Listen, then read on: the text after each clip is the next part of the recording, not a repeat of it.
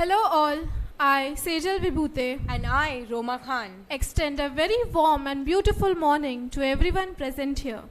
This induction ceremony for the MMS batch 2023-25 is organized exclusively for you and to welcome you all to the campus on behalf of St. Francis Institute of Management and Research. The purpose of the Student Induction Program is to help new students adjust and feel comfortable in the new environment, inculcate in them the ethos and the culture of the institution, help them bond with senior students and faculty members, make them understand the importance of developing employability skills to maximize the potential for a successful career, and expose them to a sense of larger purpose and self-exploration. St. Francis Institute of Management and Research was established in 2002 by the Society of the Congregation of Franciscan Brothers. Swimar is one of the top B schools with an excellent track record of results, placements, and a strong network with industry and academia. Swimar is also celebrating 20 glorious years of its inception. Swimar is accredited grade A+ by the National Assessment and Accreditation Council and is recognized under Section 2F and 12B of the UGC Act 1956. Our MMS program, approved by AICTE and accredited by the National Board of Accreditation with effect from July 2023. Swimar is also an ISO 9001-2015 certified institute for implementing quality management systems. Swimar offers MMS and doctoral programs affiliated to the University of Mumbai. The institute focuses on developing business spirit amongst the students. It emphasizes value-based education, interdisciplinary research, techno-managerial competence, and sustainable business development. Swimar also focuses on learning through innovation and entrepreneurship when it comes to excellence and continual improvement. I would like to formally welcome our students on this wonderful journey of a new phase of their lives. I extend a pleasant welcome to the members of the Governing Council, College Development Committee, Academic Advisory Council, Placement Advisory Council, and dignitaries of the day, Dr. Bino Paul, Brother T.V. George, Mr. Dominic D'Souza, our very own senior alumni member, Mr. Engelbert Gonsalves, Registrar Brother Xavier Munda, Director Dr. Shalini Sinha, faculty and staff members for gracing this occasion. Prayer is an expansion of total faith in the present power within and around us. When we pray with faith, we express it through our sincere thanks to the Lord. I request everyone to please rise for the Swimar anthem.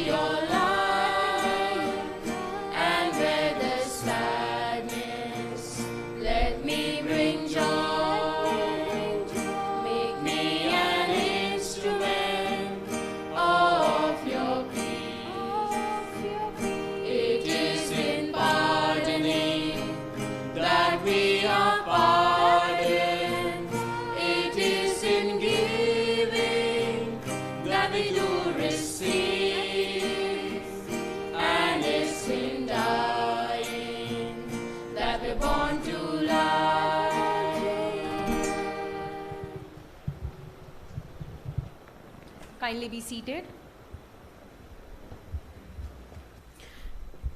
As a mark of our undying tradition to invoke the Almighty at the beginning of every significant event, we shall now have the lighting of the lamp.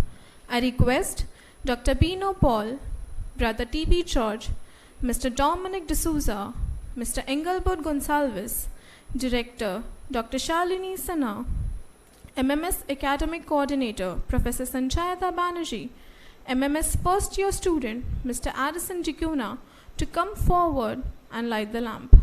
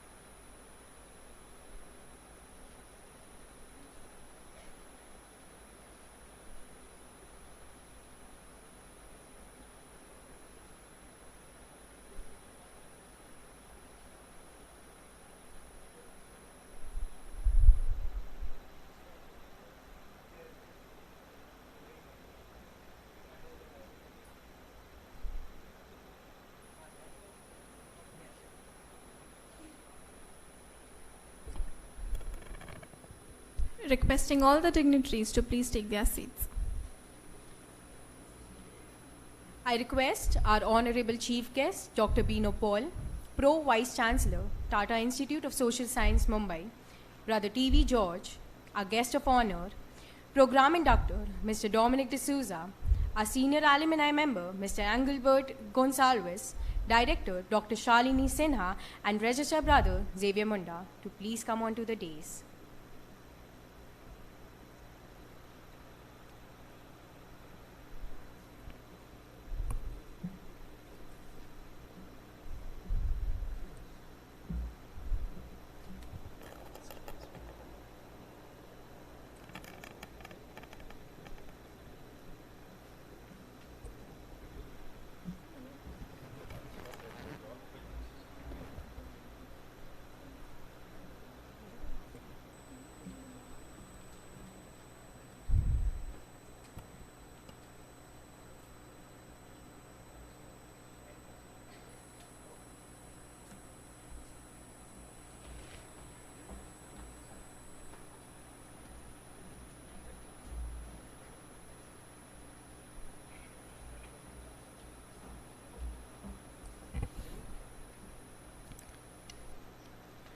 Dr. Shalini Sinha is the director of Swimar and possesses an impressive 3-decade career encompassing academia, research, and administration.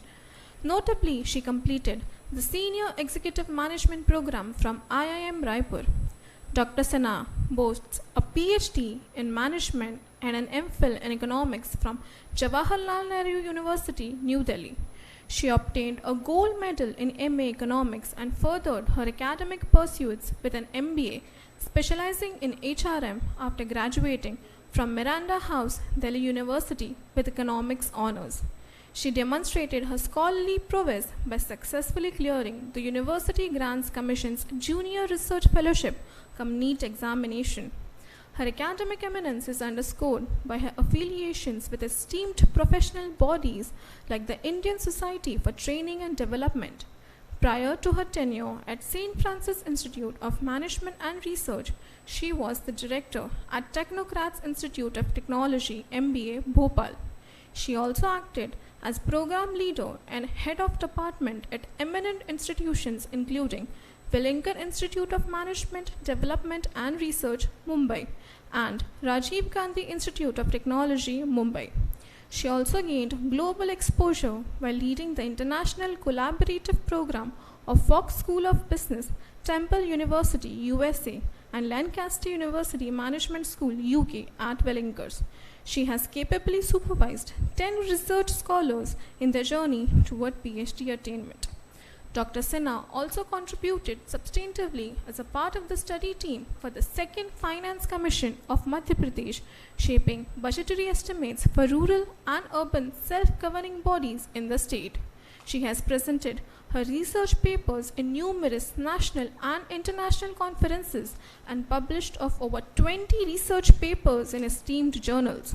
Dr. Sinha has been a dynamic catalyst in orchestrating numerous workshops, seminars, faculty development programs, and conferences. She was a member of the University Selection Committee at Barkatullah University, Bhopal. Dr. Sinha has published 2 books through Scholars Press, Germany. Additionally, she holds a patent for social emotional loneliness and life satisfaction. Can we have a big round of applause for Director Ma'am? May I now invite our respected director, Dr. Shalini Sinha Ma'am, to welcome our dignitaries and also address a new batch of MMS students.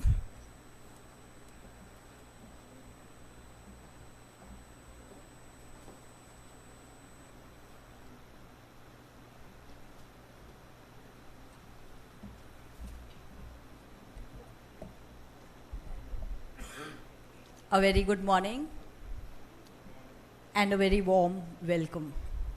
Chief guest for the function today, that is the induction of the MMS batch 2023-25, respected Professor Dr. Binu Paul, Pro Vice Chancellor, Tata Institute of Social Sciences, Mumbai, the program inductor, Mr. Dominic D. D'Souza, Chief Operating Officer, CSR, SR Foundation, Mumbai, eminent alumni, Mr. Engelbert Gonzalez, SAP Functional Team Lead, Revit, Mumbai, Reverend Brother Alphonse Nizomani, our Chairman, Swimar, in absentia, he's away on official duties, Reverend Brother Benny Paul, Director, St. Francis Institute of Hotel Management, Brother Xavier MJ, Brother T.V. George, Registrar PGDM, Brother George Whitus, Administrator PGDM, Brother Xavier Munda, Registrar Swimar in absentia, Brother Peter, Brother Benny Paul, and our esteemed faculty members. Most importantly, the brilliant minds that make up the new batch of 2023-25. A very warm welcome to all present here for the induction program of the batch of 23-25.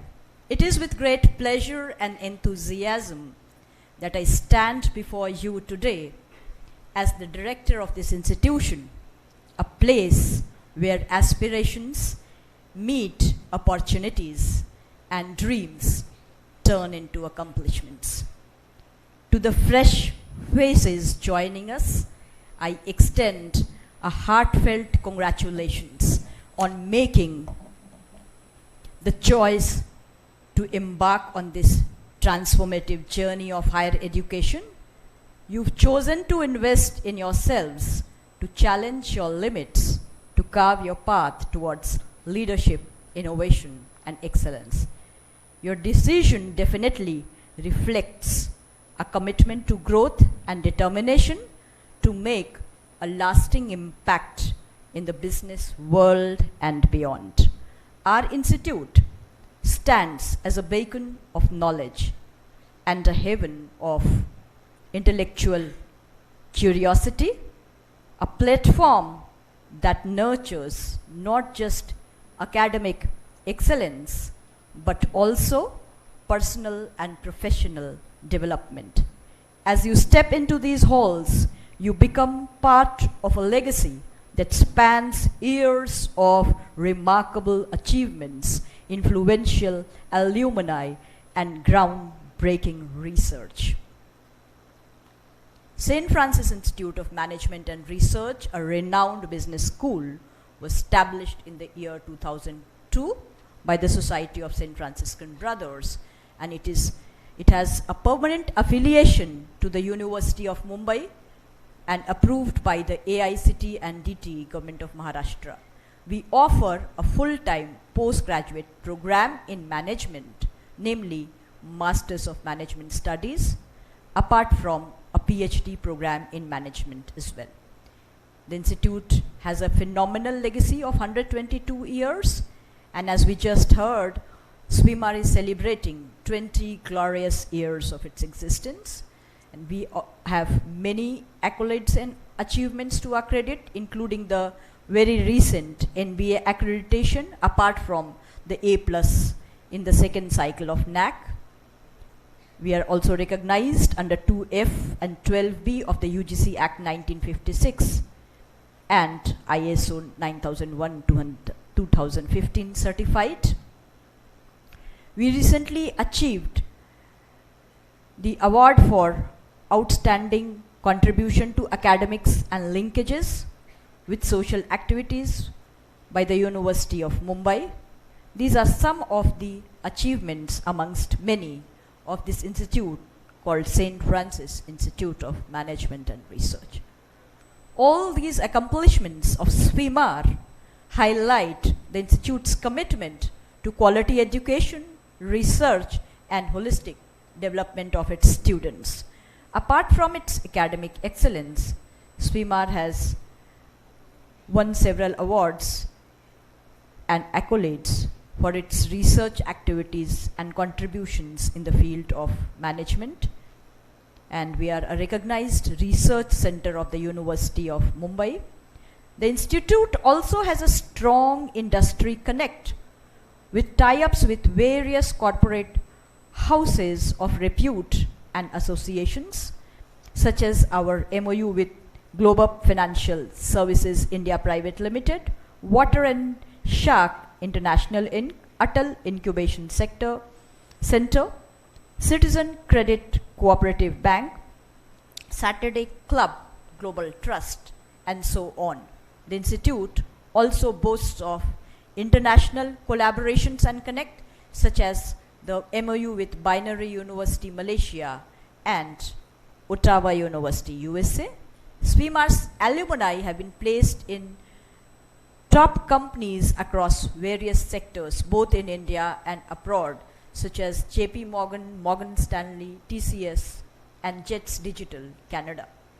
The institute is also extremely committed towards its motto towards the society, that is service through enterprise. This is the motto of the Society of St. Franciscan Brothers, and we are extremely committed towards this motto. Hence, we regularly conduct many social responsibility activities, such as providing vocational training to children and women belonging to the economically weaker sections, such as free computer training and tailoring classes, apart from conducting blood donation camps and health screening camps. As a recognition of our social welfare activities, we have also received many awards, such as the Social Impact Award from Indian Development Foundation for participation in resource mobilization for humanitarian causes. During your time here, my dear students, you will be guided by a faculty that comprises not only of experienced educators, but also industry experts, researchers, and mentors who are deeply invested in your success. They will challenge your perspectives, ignite your curiosity, and provide you with the tools to analyze and solve complex problems. But the MBA journey is not just about the classroom. It is about holistic growth. It's about networking, collaboration, and learning from your peers as much as from your instructors. As you immerse yourself in your chosen specialization, remember that leadership is not solely about achieving personal success. It is about lifting others as you rise, about being empathetic, ethical, and responsible decision makers. The challenges of today's world require leaders who not only understand business intricacies but also value social and environmental impacts. Throughout this journey, you will be encouraged to think critically, communicate effectively, and adapt swiftly to the ever-evolving business landscape. You will have the opportunity to participate in various activities such as case competitions, workshops, seminars, and industry interactions that will bridge the gap between theory and practice. I urge you to embrace every opportunity that comes your way. Seek internships that stretch your abilities, engage in research that sparks your curiosity, and participate in extracurricular activities that build your character. Remember that growth often happens outside your comfort zone. At the end of this transformative experience, when you step out into the corporate world or entrepreneurial ventures, you won't just carry a degree, you carry the values, skills, and knowledge that define you as a graduate of this esteemed institution. So we welcome once again all the fresh admitted students to this exciting chapter of your lives. Your journey here will be demanding, but the rewards will be immeasurable. Let's embark on this path together, supporting and inspiring each other as we reach newer heights of success. Thank you.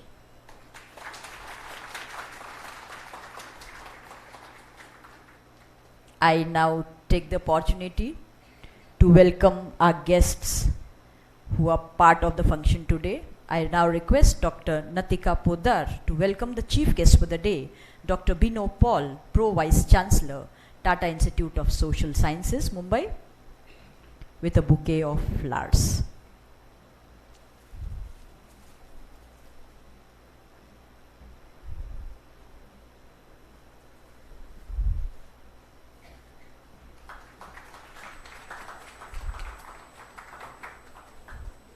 I further request Dr. Simi Prasad to welcome Mr. Dominic D'Souza, the Chief Operating Officer, CSR SR Foundation, Mumbai, the inductor for today's Induction Day program, with a bouquet of flowers.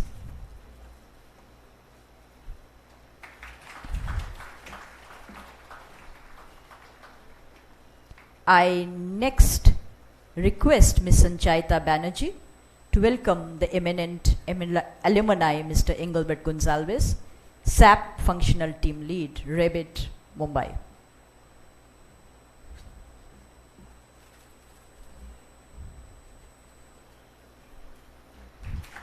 I further request Dr. Natika Podar to accord a floral welcome to Brother T.V. George, Registrar PGDM.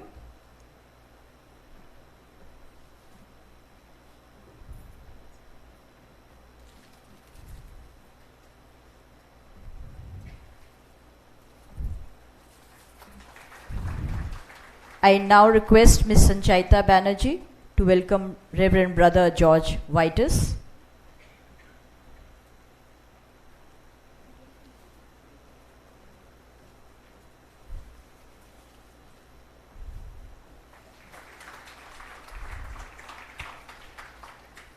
I request Ms. Vasudha Rao to welcome Reverend Brother Peter.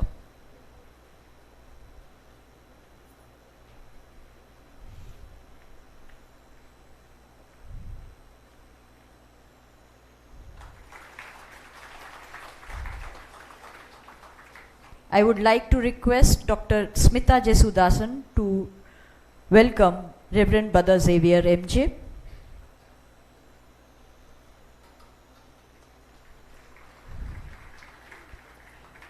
I further request Ms. Vasudha Rao to welcome Brother Benny Paul.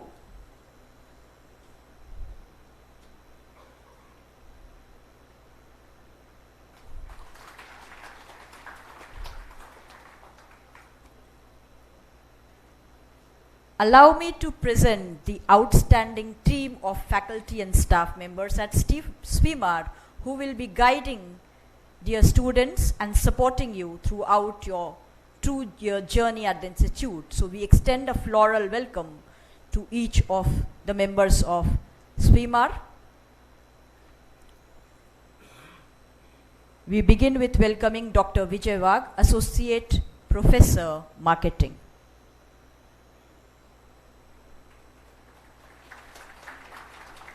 Dr. Smita Jesudasan, Associate Professor, Finance.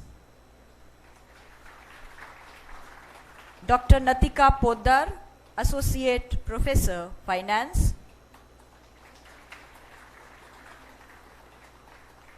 Dr. Raja Babu, Associate Professor, Finance.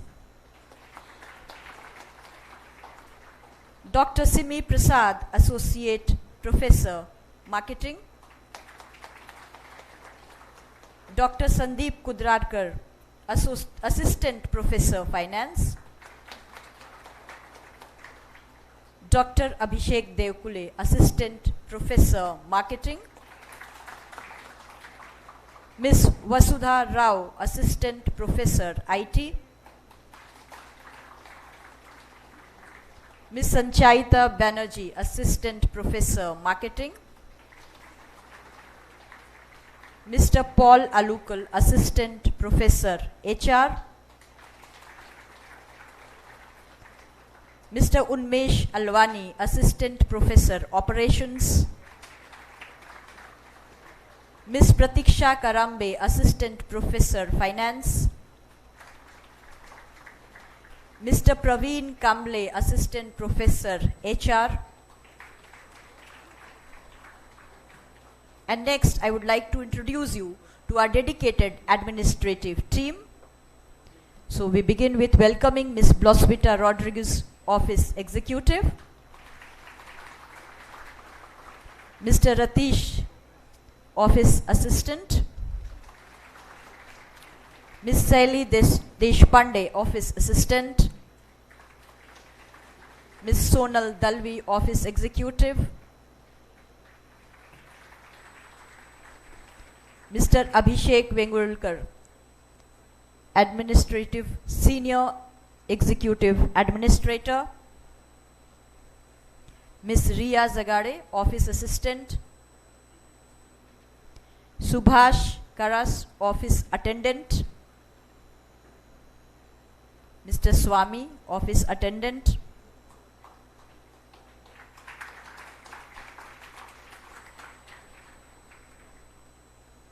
Mr. Ibrahim, Accountant. I think he's not here. Ms. Sabina Rodriguez, Accountant.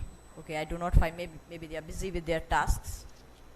Next, let me move on to welcome and introduce to you the placement team, also known as the Career Management Cell, which is led by Mr. Shriraj Nair, Training and Placement Officer.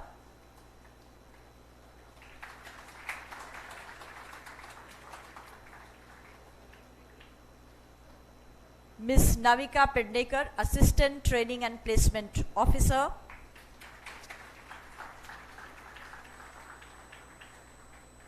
Ms. Shakuntala Pujari, Assistant Manager of Placements.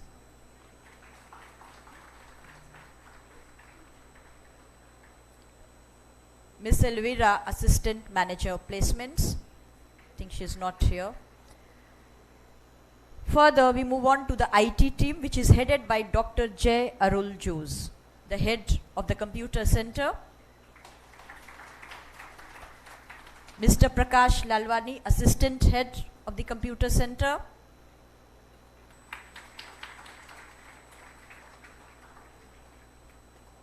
Mr. Praveen Koth, Computer Lab Assistant. I think he's not here. Mr. Jishan Haidar, Computer Lab Assistant. And last but not the least, the Learning and the Information Center, that is the library, which is headed by Dr. Thangavel, the librarian.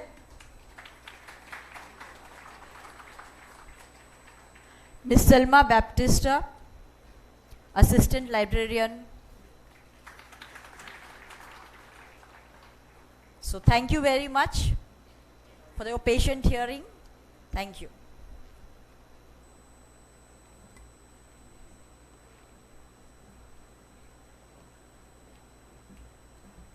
Thank you, Director Ma'am. We shall now play a short video about Swimar and its student development activities.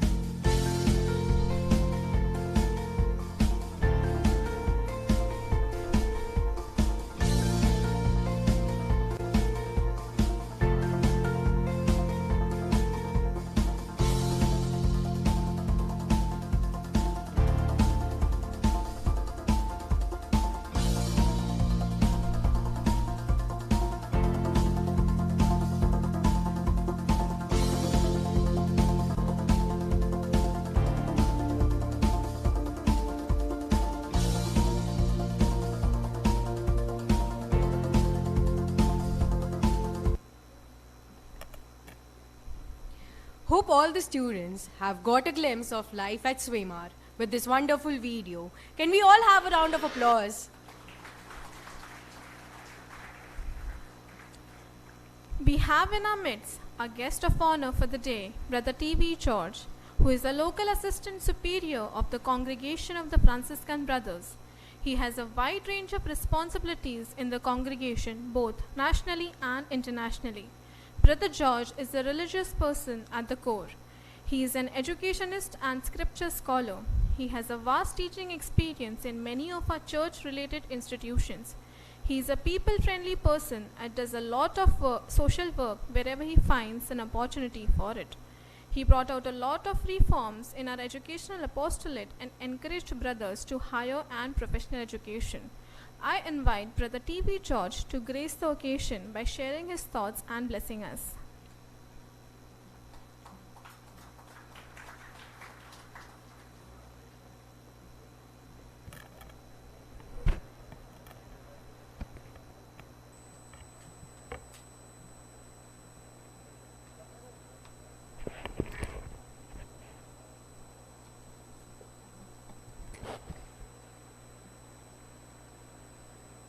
Dear Mr. Bino Paul, the chief guest of today, Pro-Vice Chancellor of TIS, Tata Institute of Social Sciences,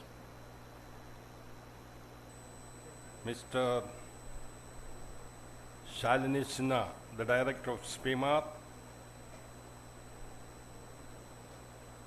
Mr. Dominic D'Souza, the inductor of today's program, our friend and guide, Mr. Engelbert Gonsalves, one of the alumnus, one of the alumni of this institute, George Waiters, and my dear brothers present here, part of the management, respected staff members, faculty, non-teaching staff, office admin, parents who are present here, and my dear friends, both MMS program who are being inducted today. Especially, I have come to greet you all on behalf of the management, since our chairman is absent and the registrar of MMS is absent. So I am making presentia, the absentia, in my presence. You know, we are in historic times. We have just sent the Chandrayaan 3rd to moon, and Chandrayaan 3rd will go to sleep after 2 days, they say, because there won't be enough sunlight for the function of that. And now we have got Aditya going up today, just now. As we are standing here, Aditya must have gone up to study about the sun. So India is in historic times. We glory at our fathers and founders of these great achievements. Now Prime Minister has spoken enough from abroad about this, and after coming here he paid tribute to those great people. And don't you know, these people who have sent these satellites and such research organs up there started with small things. You may not know, the Indian Space Research Organization started in a small church in Trivandrum. It was given by the Catholic Church. At that time, Abdul Kalam was a space research center director there in Tumba, when we were students there at that time.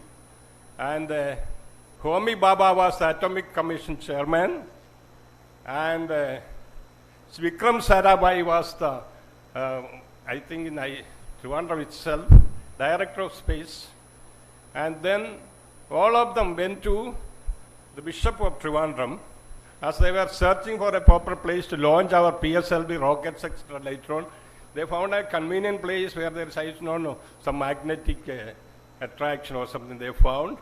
And they asked the bishop, one Pereira at that time, Monsignor Bishop Pereira, we would like to start our ISRO research from your place, church. Church is a worshipping place. Nobody would give up a place, a temple or a church for a space research, because in the Catholic Church early days, space research was considered which against God. That's why even Galileo found things, church put him out of the church, because they say You know, the sun, we used to believe that sun is going round. And afterwards, Galileo said earth is moving around the sun. So it was against the biblical teaching.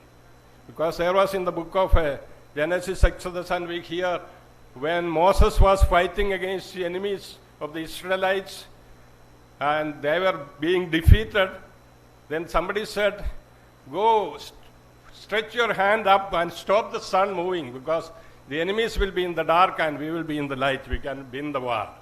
And Moses stood there standing with the hands raised up to God, and sun stopped. Israelites got this side of the sun, those were fighting for God, and others enemies were destroyed. This was the understanding. But now we have come to know, in all these things, God's hand is there. In all scientific research, you are created in the image and likeness of God. It is said in the Bible that image and likeness very often we read as the face cut beauty of the person. No. Image and likeness is in the intellectual development, they say today. The more higher you go, the greater you are. The higher you are closer to God. That is why Neil Armstrong from moon, he said, I am walking in the moon for some time, but I can always walk with God on the earth. So all of us are walking with God, a greater thing.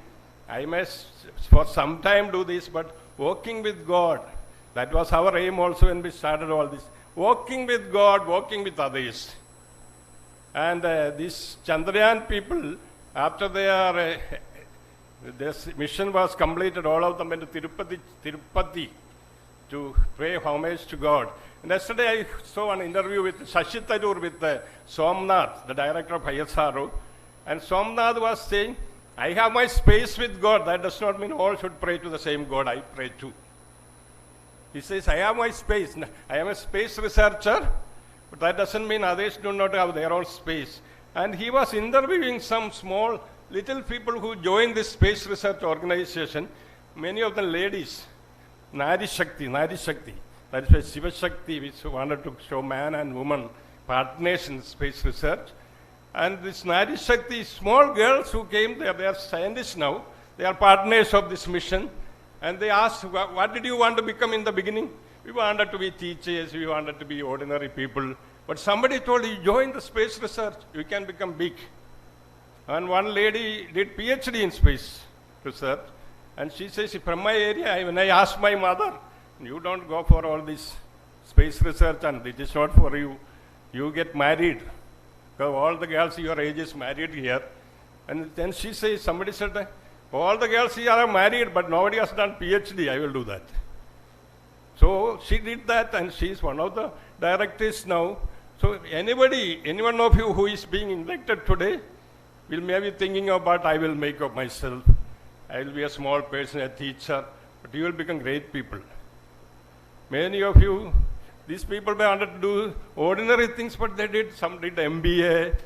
MBBS is a common thing. Being an engineer or MBBS person, a doctor is a common thing. But everybody who does, those also want to be an MBA or MMS person today. They say civil engineers, there are many in India. They get some job, but after this they say you go and do some MMS or something, then only you get better pay. So management ultimately boils down to the dining table, they say. All of us want a better life. So we join this institution, but that alone does not make us great managers. Anybody is a manager in the world today, so we respect the other. I am very happy on behalf of the management to welcome all of you to this institute where we have begun with small things. Today I was reading a story. Today we have the Bible in the church which speaks of talents. One man was, I am sorry, I may speak a little more. A man was going on a journey, a big manager, and he entrusted his servants, I am going out for 1 or 2 years, I will be absent. I give you some money. To one servant gave 5 talents. 5 talents, another one 2 talents, another one 1 talent. 3 servants. Say, when I come back, you make money and grow yourself and become great people, great managers or entrepreneurs. And when he came back after this tour, he found one man said and came back and said, I have made another 5 talents more in your absence. And second fellow said, I also made 2 talents more. And the third fellow said, you are a great hopeless fellow. You gave me only 1 talent. I did not make anything. I buried it. I have not grown. And this man praised those who made talents, greater talent, 5 more, 2 more, and he sent the other third fellow to the jail. You are unfaithful servant. What I have given, you have not invested on that further. These people have invested, so they were given as part of his kingdom, part of his factory or whatever it is. And the other fellow was sent to. This talent, we usually think of a talent to sing or a talent to play piano, a talent to play, etc. That is not talent. A talent in the Bible is equal to 16 years of salary. 16 years of salary, 1 talent. That means when we give 5 talents, means 80 years of man's salary is given. The other fellow got 2 talents, 32 years of a salary. Now we think talent is a small. The other fellow got 16 years, one who got. But he did not make use of that. So the master put him in the jail. That is and you are being trained in this institute, you are newcomers, that enthusiasm is there to study, to be greater. But gradually we can lose our talents. So make use of your talents, invest on that, developing the least to the last, then you will become great people. And we are very happy that our great guests of honor, inductees, our ex-alumnus, all of us are together here with our brothers, George Whites and our brothers here, to wish you best of luck and God's blessings. And everything is not giving only a silver platter. Today somebody was saying, in America, one old lady went to a shop, and there it is written, anything you desire will be sold here. Then this lady asked, I want some peace and happiness, prosperity. Then that is not available. Then that manager said, Madam, we sell seeds here, not fruits, he says. We sell only seeds, not fruits. So you have to grow the seed, then it will become fruit. And unless the petals fall from the flowers, you will not get fruits. So I wish you all best of luck, God's graces. And as we have already sung St. Francis' hymn, make me an instrument of your peace, Lord. Where there is hatred, let us make peace. Where there is death, let us bring life. Where there is darkness, that is our social responsibility. And I saw also, you are making people of fanatics. Fanatics become fanatics here. I saw that, fanatics, finance club and all. So we all become great people. Whatever may be our weaknesses, we will be made great if you collaborate with our director and staff members, with all who are here. To give respect to each other, and you will grow. And be socially responsible. And that is why, since our chief guest is from Tata Institute, I would like to read something from Tata himself. He says, great managers and leaders are people who have to lead others with compassion and affection, Tata said. Then only you become great leaders. That is our motto as well, our morale as well. Lead others, and you are not alone. All humanity is with you. And you have to be unique. You cannot be first. You have to lead human beings by being unique, then be the best, because being the best makes you the number one. Being the best makes you the number one, but being unique makes you the only one. That's the difference. So become that only one. Wish you God's blessings. May God grant you graces to persevere in your studies and cooperate with your teachers, and wisdom to pursue your studies. All the best. Thank you.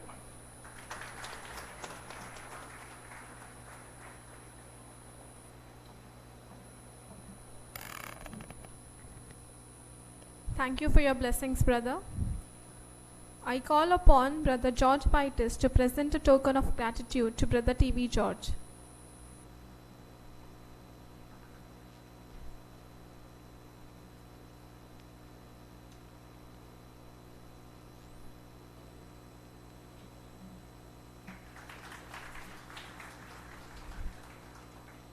Thank you, brother. Let me take the privilege to introduce you all to the chief guest of this event, Dr. Bino Paul. Dr. Bino Paul is the Deputy Director, Pro Vice Chancellor of Tata Institute of Social Science. After a master's degree in Development Economics from the University of Calicut, Kerala, he pursued an MPhil in Planning and Development and a PhD in Economics from IIT Bombay. He has been teaching and researching labor economics, sustainability transition, social network analysis, microdata analytics, and science, technology, and society for over 2 decades of his academic career. He has published several scholarly papers in reputed journals like Scientific Report, Sustainable Development, Sustainability, Science, Technology, and Society, Journal of Small Business Management, Journal of Workplace Learning, Journal of Social Structure, European Journal of Comparative Economics, Economic and Political Weekly, Indian Journal of Labor Economics, International Journal of Agricultural Resources, Governance and Ecology, and Indian Journal of Human Development. He has been a popular research guide. Over 15 years, he successfully guided 24 PhD and 30 MPhil candidates. Professor Bino was the Dean of School of Management and Labor Studies during 2015-2018. He has been a part of the governance of diverse academic bodies. He was a part of the team that got a German patent for innovation in microdata curation. As an educationist, he co-founded postgraduate and undergraduate analytics and sustainability study programs at TIS. I call upon our chief guest, Dr. Bino Paul, to address our new batch of MMS.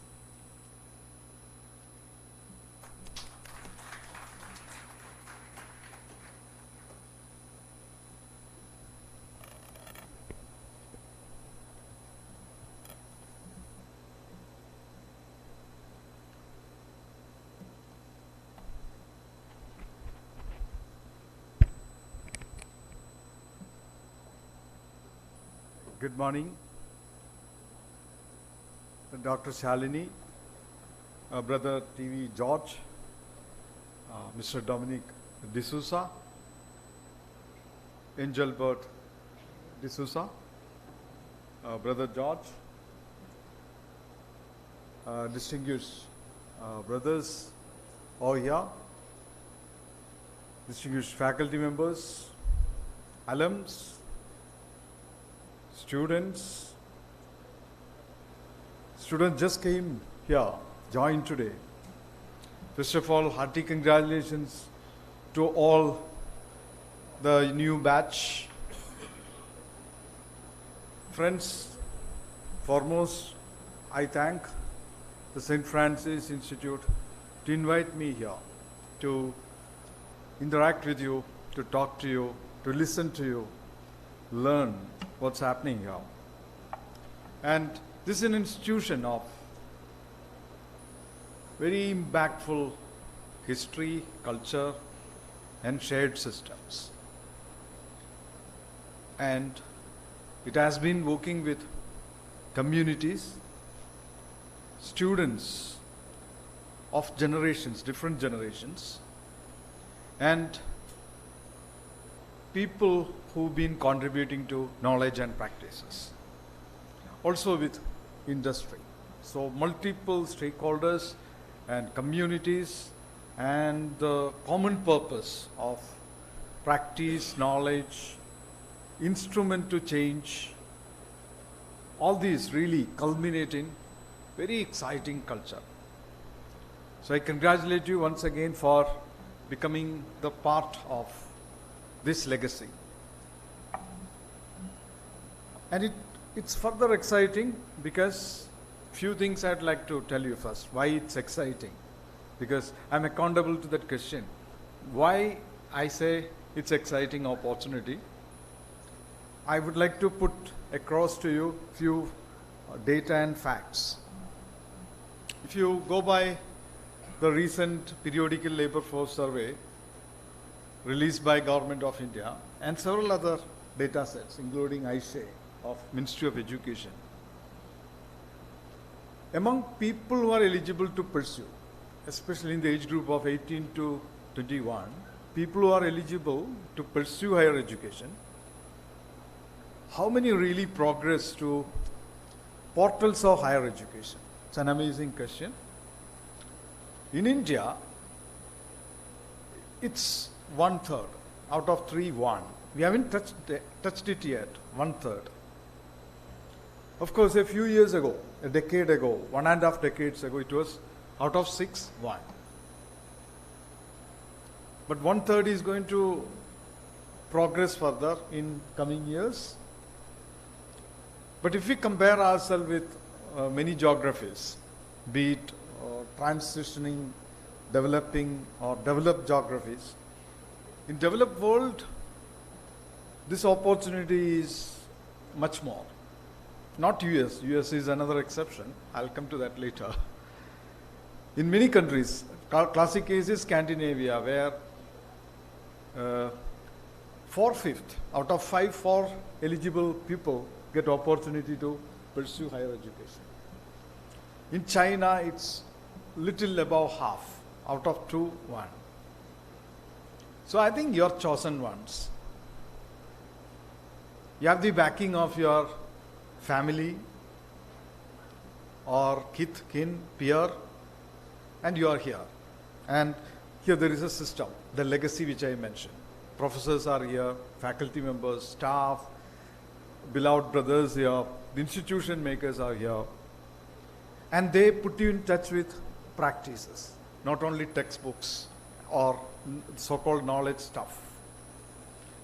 You get opportunity to participate in internship, which is not really readily available everywhere, which is a rare opportunity. And pedagogy and its diversity is quite exciting. It's not merely writing assignment and eventually getting assessed by a closed book exam.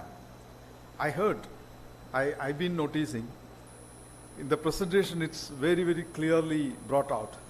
Pedagogy consists of multiple things: case study, simulation, role play, and group learning, teamwork. I think this may not have been the case in a traditional undergraduate education, traditional undergraduate university education. That's where institutions provide distinct skill sets, capabilities.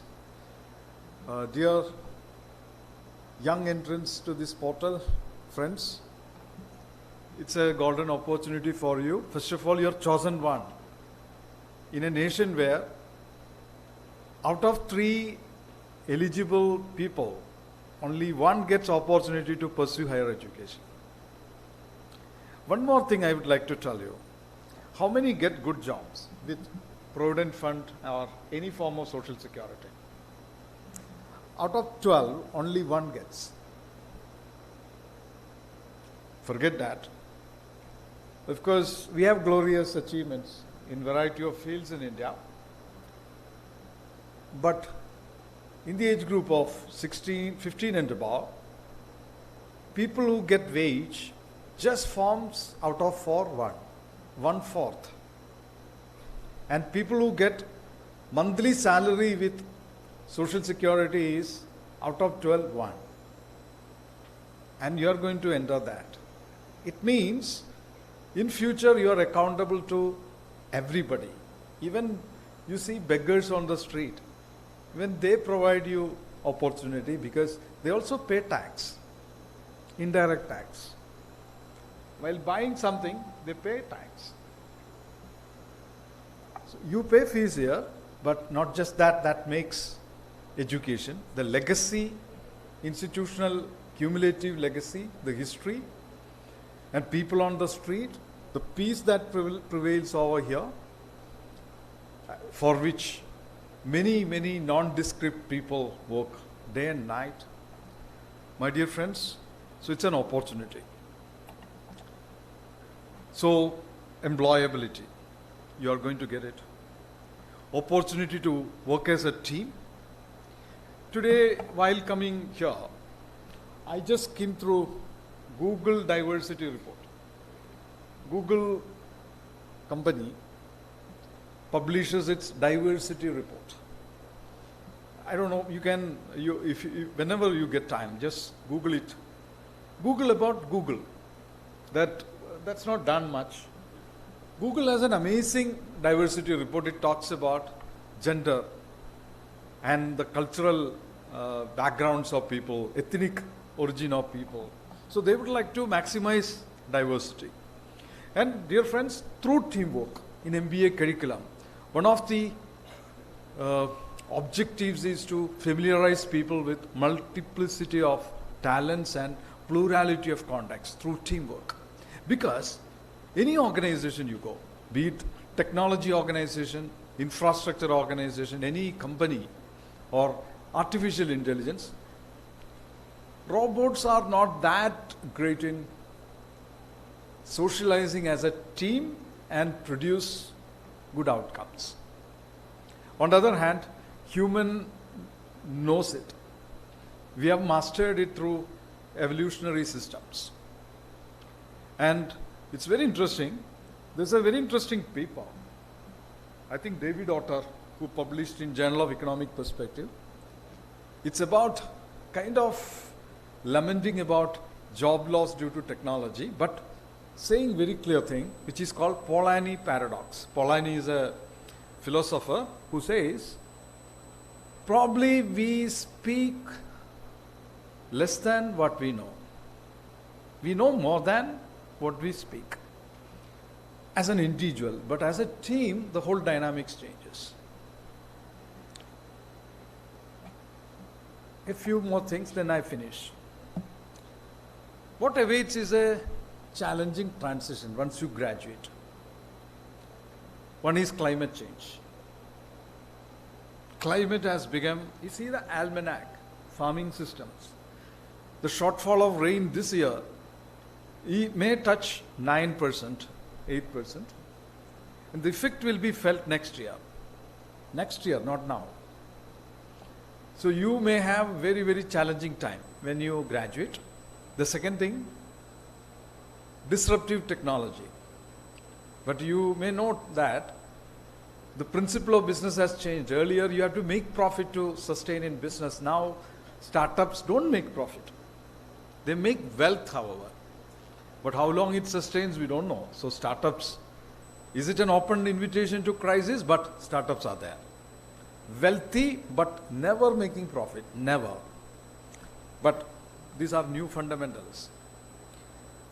Another crucial thing, third part, is even more complex to understand. Demographic transition. We are going to see more aged people. I am 50, 10 years. So it's expanding. And youngsters like you, but it's a challenging thing to live together as plural generations, because we have to have a common purpose. Dear friends, welcome to an exciting opportunity of working as a team with a purpose, but also facing grim realities after some time. Thank you.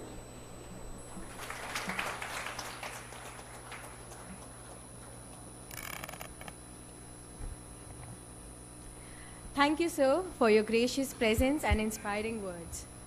I would now request Director Dr. Shalini Sinha ma'am to present our chief guest, Dr. Bean of Paul, with a token of gratitude.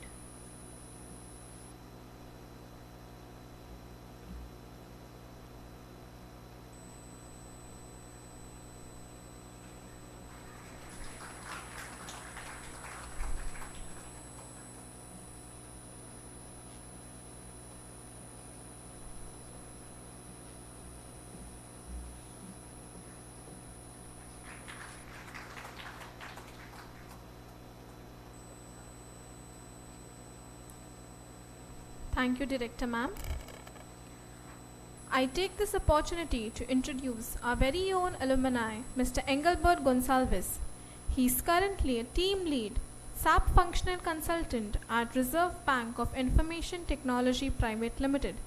He has previously worked as HR executive with Falcon Aviation HR and with Powerweave Software Services Private Limited as assistant manager HR. He was a senior consultant SAP in HCM with L&T Infotech Limited. He has around 12 plus years of experience in the field of HR.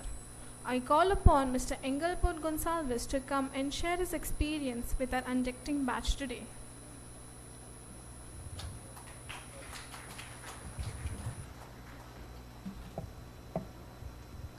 Hi.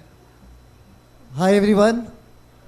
Very good. So before I continue or before I start, let me just check whether they are actually attending to us, whether they are awake, because the lighting is little less there and lighting is more here. So very difficult to know whether actually you're listening to us or not. Okay. So my first instruction, whatever I'm going to speak for next 30 seconds, you're going to do exactly the same. Second time I'm saying, whatever I'm going to speak, you're going to do exactly the same.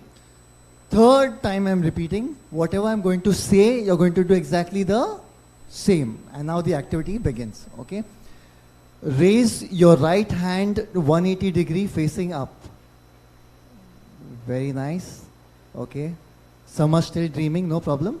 Now raise it 90 degree in front of you. Now keep your hands down. Now rub your head gently. Rub your nose, feel the warmth. Rub your ears, little faster. Now rub your chin. Wow, everybody has two chin, I guess. This shows how much attentive you are. Still people are searching, mera chin kidhar gaya? How many of you have used Zomato? You'll have ordered Zomato at least once in your life? Okay. So when you order something new or you try something new, first thing what you do, you check the reviews. You check whether somebody has experienced or not, and that is why my name is here. So from my journey, okay, say 14 years of experience after I finished, my MMS, and 2 years here. So around 16 years I have been associated with this brand called Swimar. My journey from the last bencher till standing in front of you was not that very easy. But Swimar was one such place that helped me during my journey. It was not easy for me to open up, or it was not easy to learn. You have best faculty, but if you are not ready, they say, when the student is ready, the teacher appears. But sometimes you are not ready.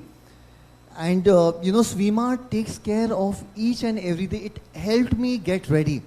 Now you'll think, what is this ready? First, physically. This room was used for yoga, for physical activities, And so every morning we had to come here, 8:30 to 9:30 was yoga session here. That helped you to calm, that helped you to be attentive and awake the entire day. And then after half an hour break, then we used to have sessions. All of this, at that time, I didn't understand. So many assignments, so many deadlines. Every day teacher would come or any professor would come and say, tomorrow we have to submit this. Tomorrow we have presentation. So at a point of time, I thought, itna kyun dena hai? Like, why so much? But today, as a team lead in Reserve Bank of Technology, as well as previously in L&T, when you see pressure, client pressure, when you see your manager's pressure, you see from management, people are behind you, your client is asking, at that time you come to know, Swimar helps you even mentally, to be mentally strong. And the third thing what I really appreciate about Swimar, even after I finished 2009, when I got the degree and I, graduated, the best thing what I liked is they invite me as a guest, they invite me for training, and using those skills today, I'm also using as an initiative in my organization, and I'm recognized. So again, thanks to Swimar. So you have lot to look. So we saw what Swimar provides, what we can learn, and now the last area what I want to share with you is what is expected out of each one of you. Because today is your first day. If your expectations are clear, I think you will be easy for you to learn and grow. And probably I would see all of you one day sharing your experience as an alumni. So first thing is please unlearn. So it's very difficult for an adult, all of you are adults, it's very difficult sometimes to accept and unlearn. Because we have an attitude saying, mujhe sab kuch aata hai. I am better than everyone. So that attitude has to be, slightly go at the burner or at the back seat. And then ask the right question to yourself and ask the right question to your professors. Then only you will find the right answer. Yeah? And your professors, believe me, are very, very cooperative. If I am saying any lie, there are professors who have taught me also. So they can actually testify and they can at least tell whether whatever I am saying is right or not. So I'm wishing you all the best and have a great career ahead. Thank you.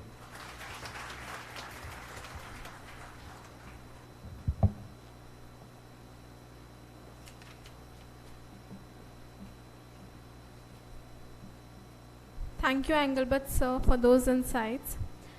I call upon Professor Sanchayata Banerjee to present the token of gratitude to Mr. Engelbert Gonsalves.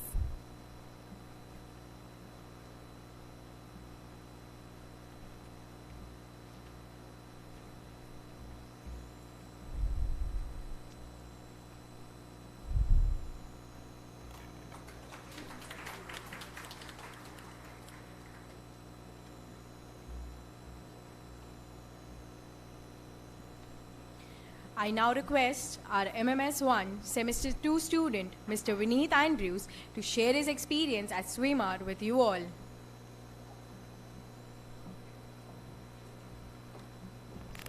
Years earlier, it would have been difficult for me to address such a large crowd, but Swimar has gave me the experience to come out of my shell.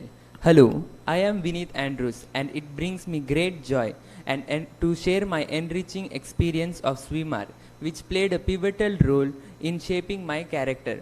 I started out as a beggar. It was just my role for Christmas kit I played here. Later on, with the encouragement of my teachers, I did my first comparing for Malay Club's very own Star Performer competition. But the list has just begun. From bringing sponsors for Intercollegiate Fest exuberance to selling paintings of an epilepsy child for Entrepreneurship Drive, a social cause by DLLE, Department of Lifelong Learning and Extension.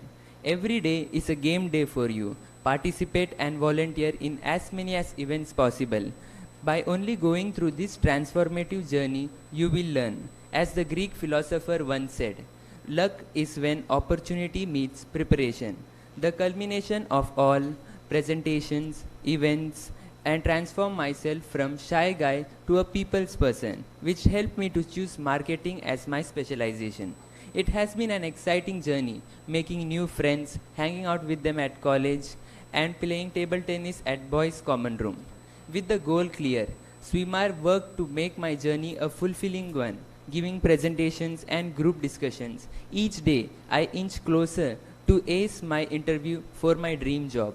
I hope your journey is smooth sailing, but if you have any troubles, we, your seniors, are here to guide you. Feel free to strike up a conversation or ask any doubt, because from now on, you are part of our very own incredible Swimar family. Thank you.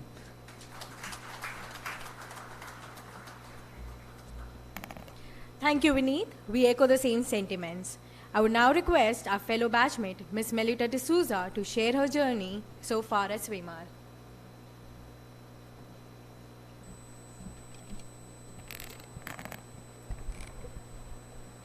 Good morning. My name is Melita D'Souza, and I have opted for the finance specialization in Swimar. Today, I am honored to share my experience about this remarkable institution that has played a significant role in shaping my academic journey. The very first day I entered the college, Brother Alphonse Nesimini stood there greeting students. He told me to be happy and smile as I entered the institution.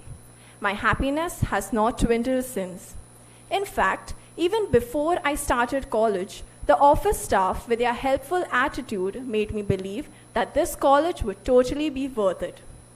One of the most striking aspects of this institution is its emphasis on its holistic education. It said that education isn't the filling of a pail, but the lighting of a fire. You'll see this change in yourself as you keep taking part in various events. The spark may be there, but confidence will make you truly shine. Oh, and how can I forget our beloved teachers, the pillars of this institution. In Swimar, teachers go beyond their role in the classroom by providing support, advice, and a listening ear to us students. Because of this constant efforts, we can learn much more than just textbook knowledge. My dear juniors, I'll let you in on a secret. This college has a magical place, the Dolphin area. My friends and I hung out there, chatting and studying, till we were kicked out for staying too late. But can you blame us? We love this institution a little too much. Now, why did I choose finance? Actually, I was a little confused at first. However, during the Alumni Connect, our alumni told us to choose our specialization according to our strengths and not based on what we were too scared to do. I understood what my strengths were through one of the best opportunities given to us, Learn and Earn, where we brought to life our very own startup. My friends and I started Wrinkle Letters, where when you purchase this aesthetically pleasing postcard, we give one more postcard to a person in an old age home. You may read several case studies and books, but you'll never know the challenges till you experience them yourselves. Cash flows and costing, it would all be in theory, but I actually took care of the financial aspects of our business. Wrinkle Letters has been going strong for 7 months now. In fact, we got the award for the best startup during our annual day. You can see how our college keeps up with its mission statement and encourages the entrepreneurial spirit. One event after another, this college has helped me build myself, and this in turn has enhanced my academics. From coordinating for Anveshi and exuberance to comparing and performing during luminance, I have learned more than just what books alone could teach. We are really happy to have you here. I hope you take part and make most of all the events in Swimar. I wish you best of luck for your journey. Thank you.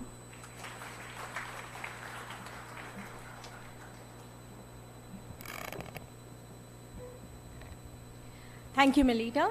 We couldn't agree more with the experience shared by you. Moving forward, we will now be distributing the certificates to the winners of various activities conducted over the period of 2 weeks of our orientation for MMS batch 2023-25. I call upon Brother T.B. George, Dr. Shalini Sana, and our chief guest, Dr. Bino Paul, to give away the winner certificates.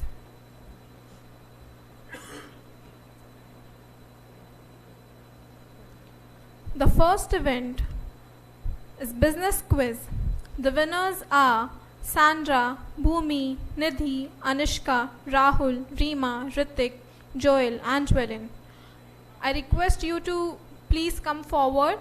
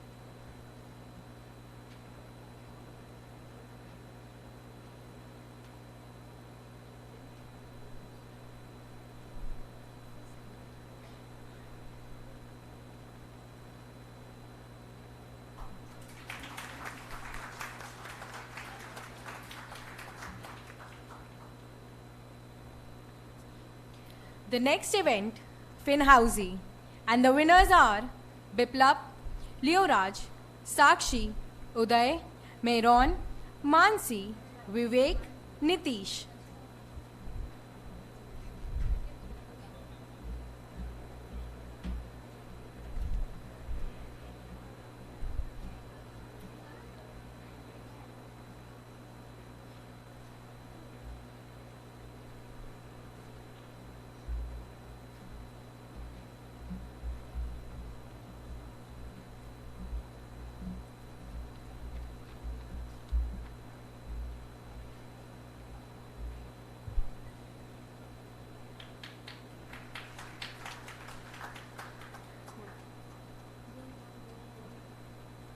The next event, Palette Palooza, the Canva Challenge. The first prize goes to Mr. Vijay.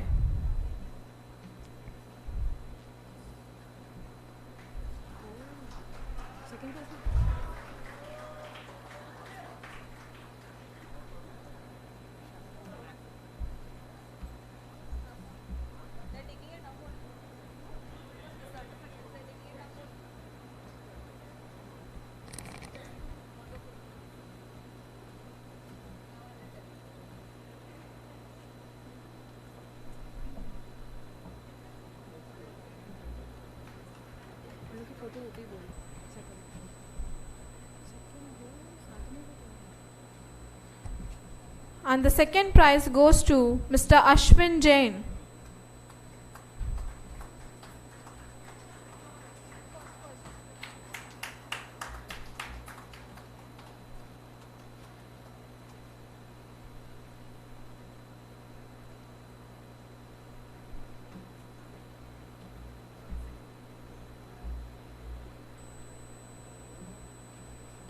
The next event, Water, a Way of Life, the Canva Challenge.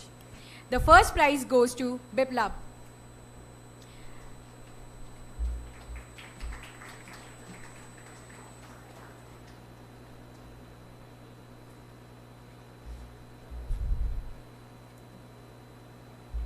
And the second prize goes to Sakshi.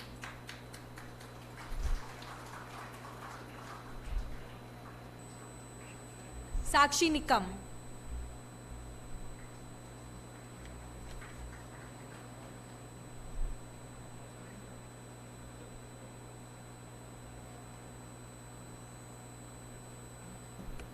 The next event, Musical Chair. The first prize goes to Vinay Gupta.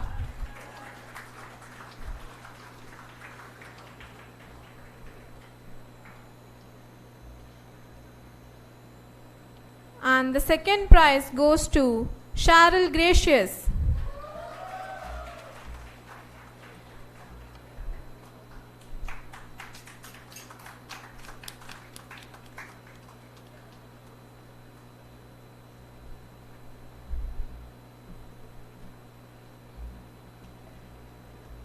The next game, Land Games. And the winners are Ruben, Luke, Theon, Stalin, Vandam.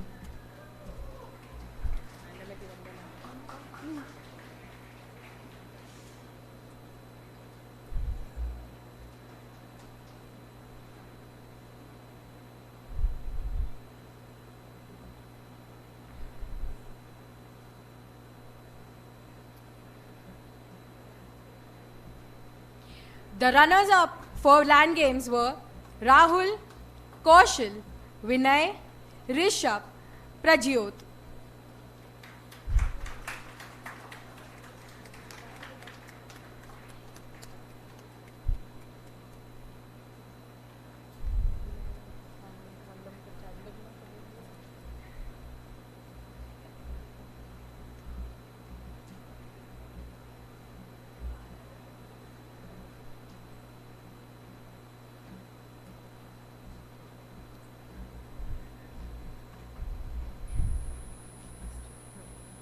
The winners for Multicultural Day are Joellen, Vanessa, Ria, Sean, Vandam, Royal, Sania, Siona, Theon, Cheryl, Luke, Joshna, Myron and Stemil.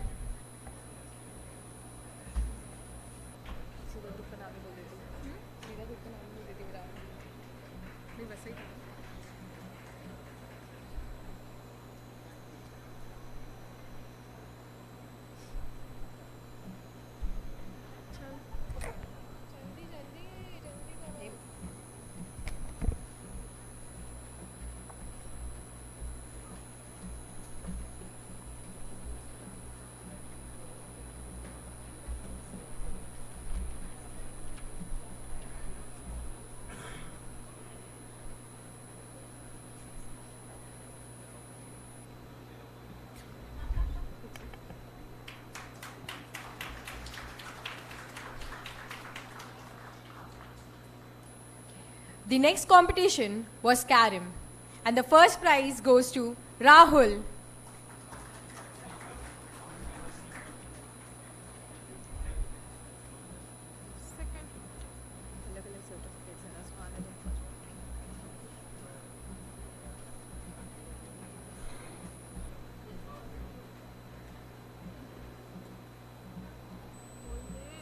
And the second prize goes to Asha.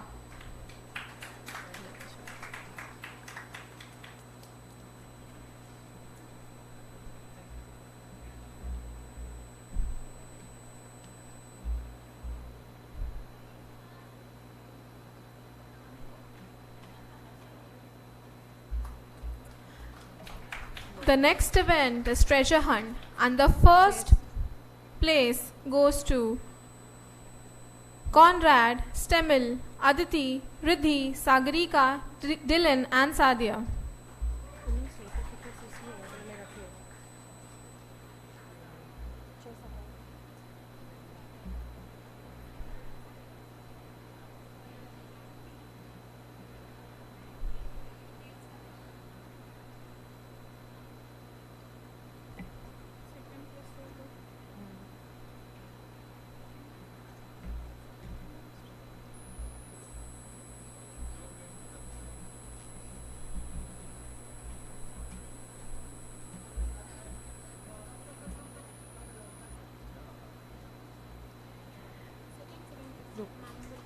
And the second place goes to Bhumi, Leoraj, Joel, Royal, Vanessa, Melissa, Harshada, Snehal.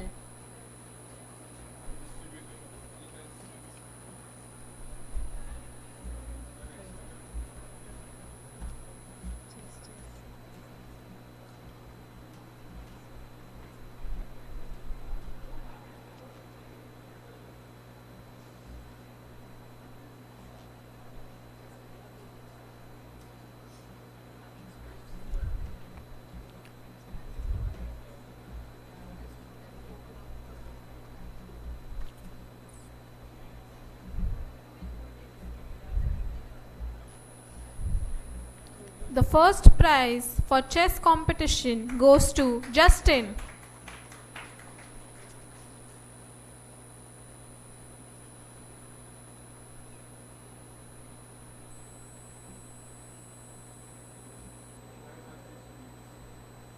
And the second prize goes to Mr. Vijay.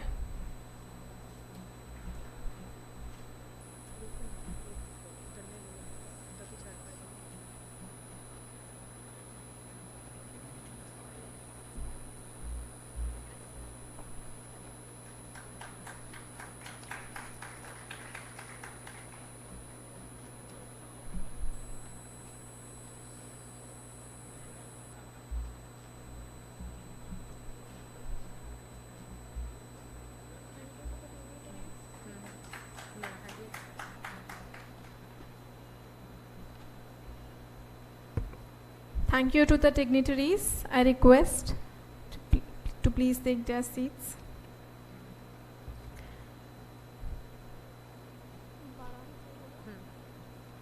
We shall now have a break of 10 minutes for refreshments. Students, please assemble back in the auditorium at 12 p.m. sharp. Refreshments are served in the adjacent room. Thank you.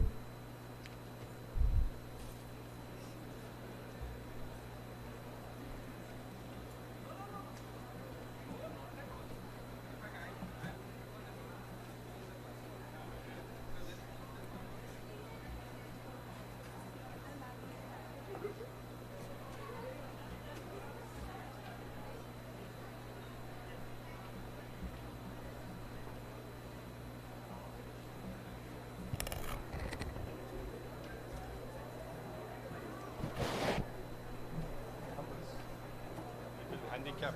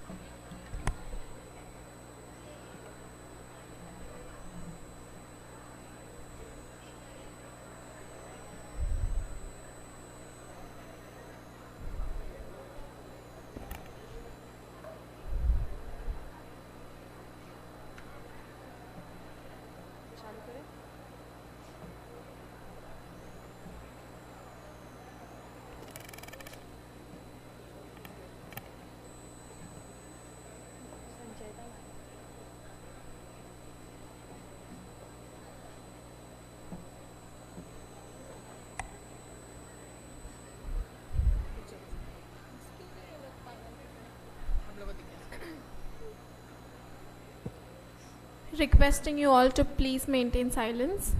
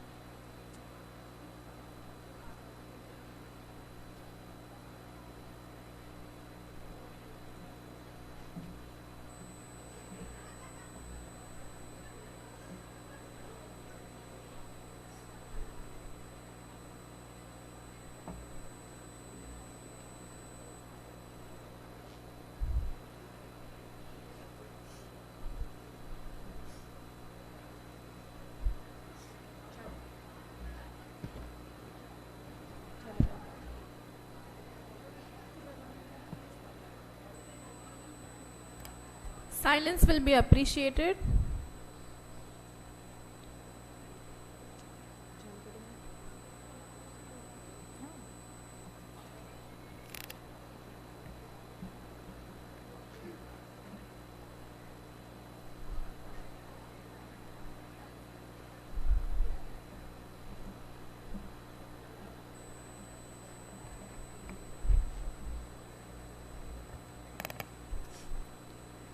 Moving ahead, we have amongst us Mr. Dominic D'Souza, who is the program inductor for today's session and will be engaging our new MMS batch. Having 40 years of work experience in corporate affairs, corporate social responsibility, corporate communications, public relations, brand management, crisis management, employee engagement, administration, networking, liaison, and image building with a cross-section of society. Government, foreign mission, foreign commercial service in India and abroad, Joint Business Council, World Economic Forum, apex bodies, Chambers of Commerce, Industry Association, and Trade Association. Currently, he is the Chief Operating Officer of ESSER Foundation, which is the CSR arm of the ESSER Group. He has led teams in corporate affairs, corporate communications, CSR, OHSC, administration in various organizations, Walkhart Limited, Raymond Limited, J. Ray McDermott Incorporation Dubai, NZ Telecom, Saviroy Petrochemical Limited, and Combata Aviation. A former state footballer, having represented the state of Maharashtra in senior, junior, sub-junior and school nationals. A qualified football coach, having coached the Maharashtra football team. A music conductor in charge of the church choir.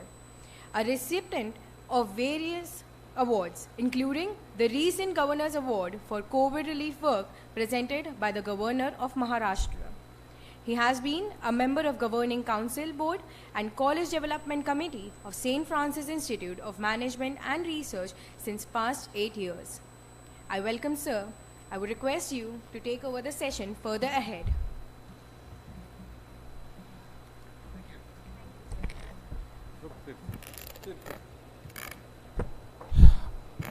Hi, good morning. There's a big distance between you and me, right? The space, maybe even qualification-wise, experience-wise, there's a vast difference. But I don't like this difference where, you are so far away and from me. So I'm going to get onto the floor very soon.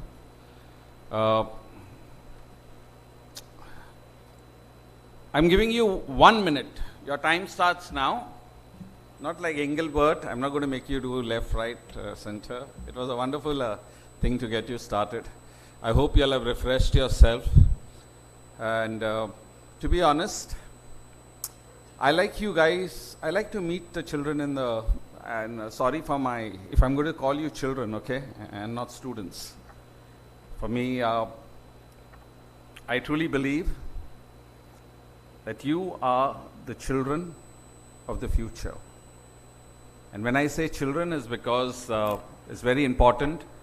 The most beautiful thing in a child is the innocence of a child. You have set out on a journey, and just like little children, you really do not know what lies ahead. A lot of innocence in you.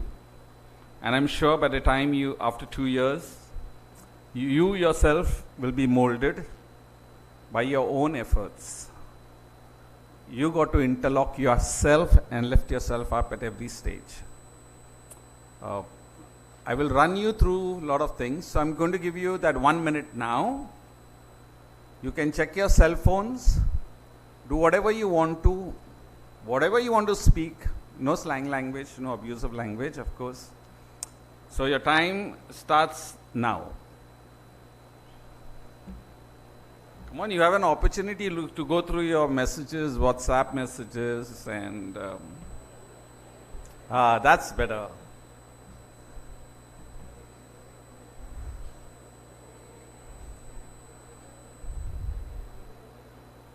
This exercise will help you, trust me.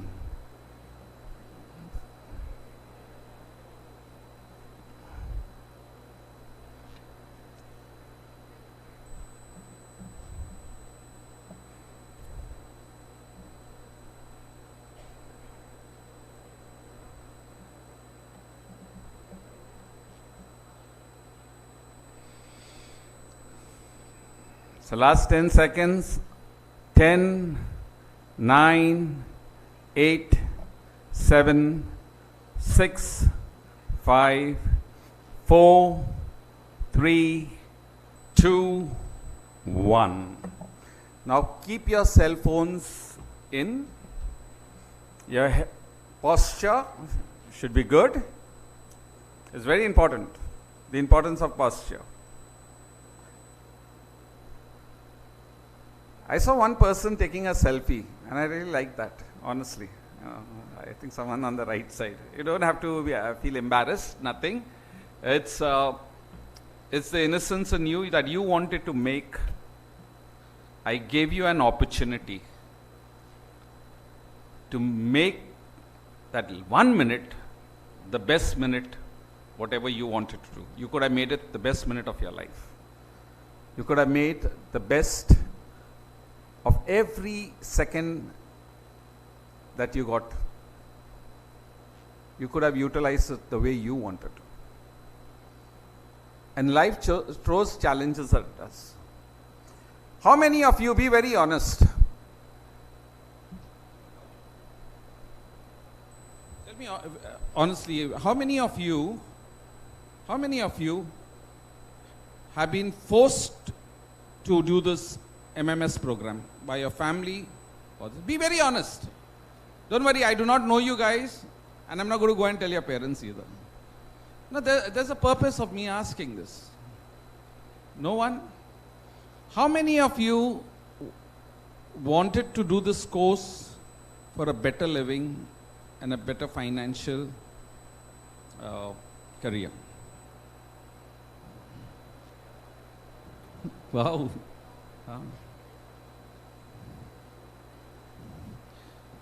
Now I'm going to ask the toughest question. What made you think Swimar was meant for you? Speak out loud, don't worry. I pretend I have a hearing problem so that others will then speak more so I can catch. But you are free to speak. Anyone wants to say something? There were many institutes. There are many institutes in Mumbai. There are so many institutes in India. Many institutes abroad. Right? But why Swimar? It's because you had something which told you, maybe it could be financially wise, whether it's workable wise, it's the environment around, you have heard from the peers, or probably it's connectivity, or it's travel. There are so many things. So these are the little aspects that maybe prompted you to be part of Swimar.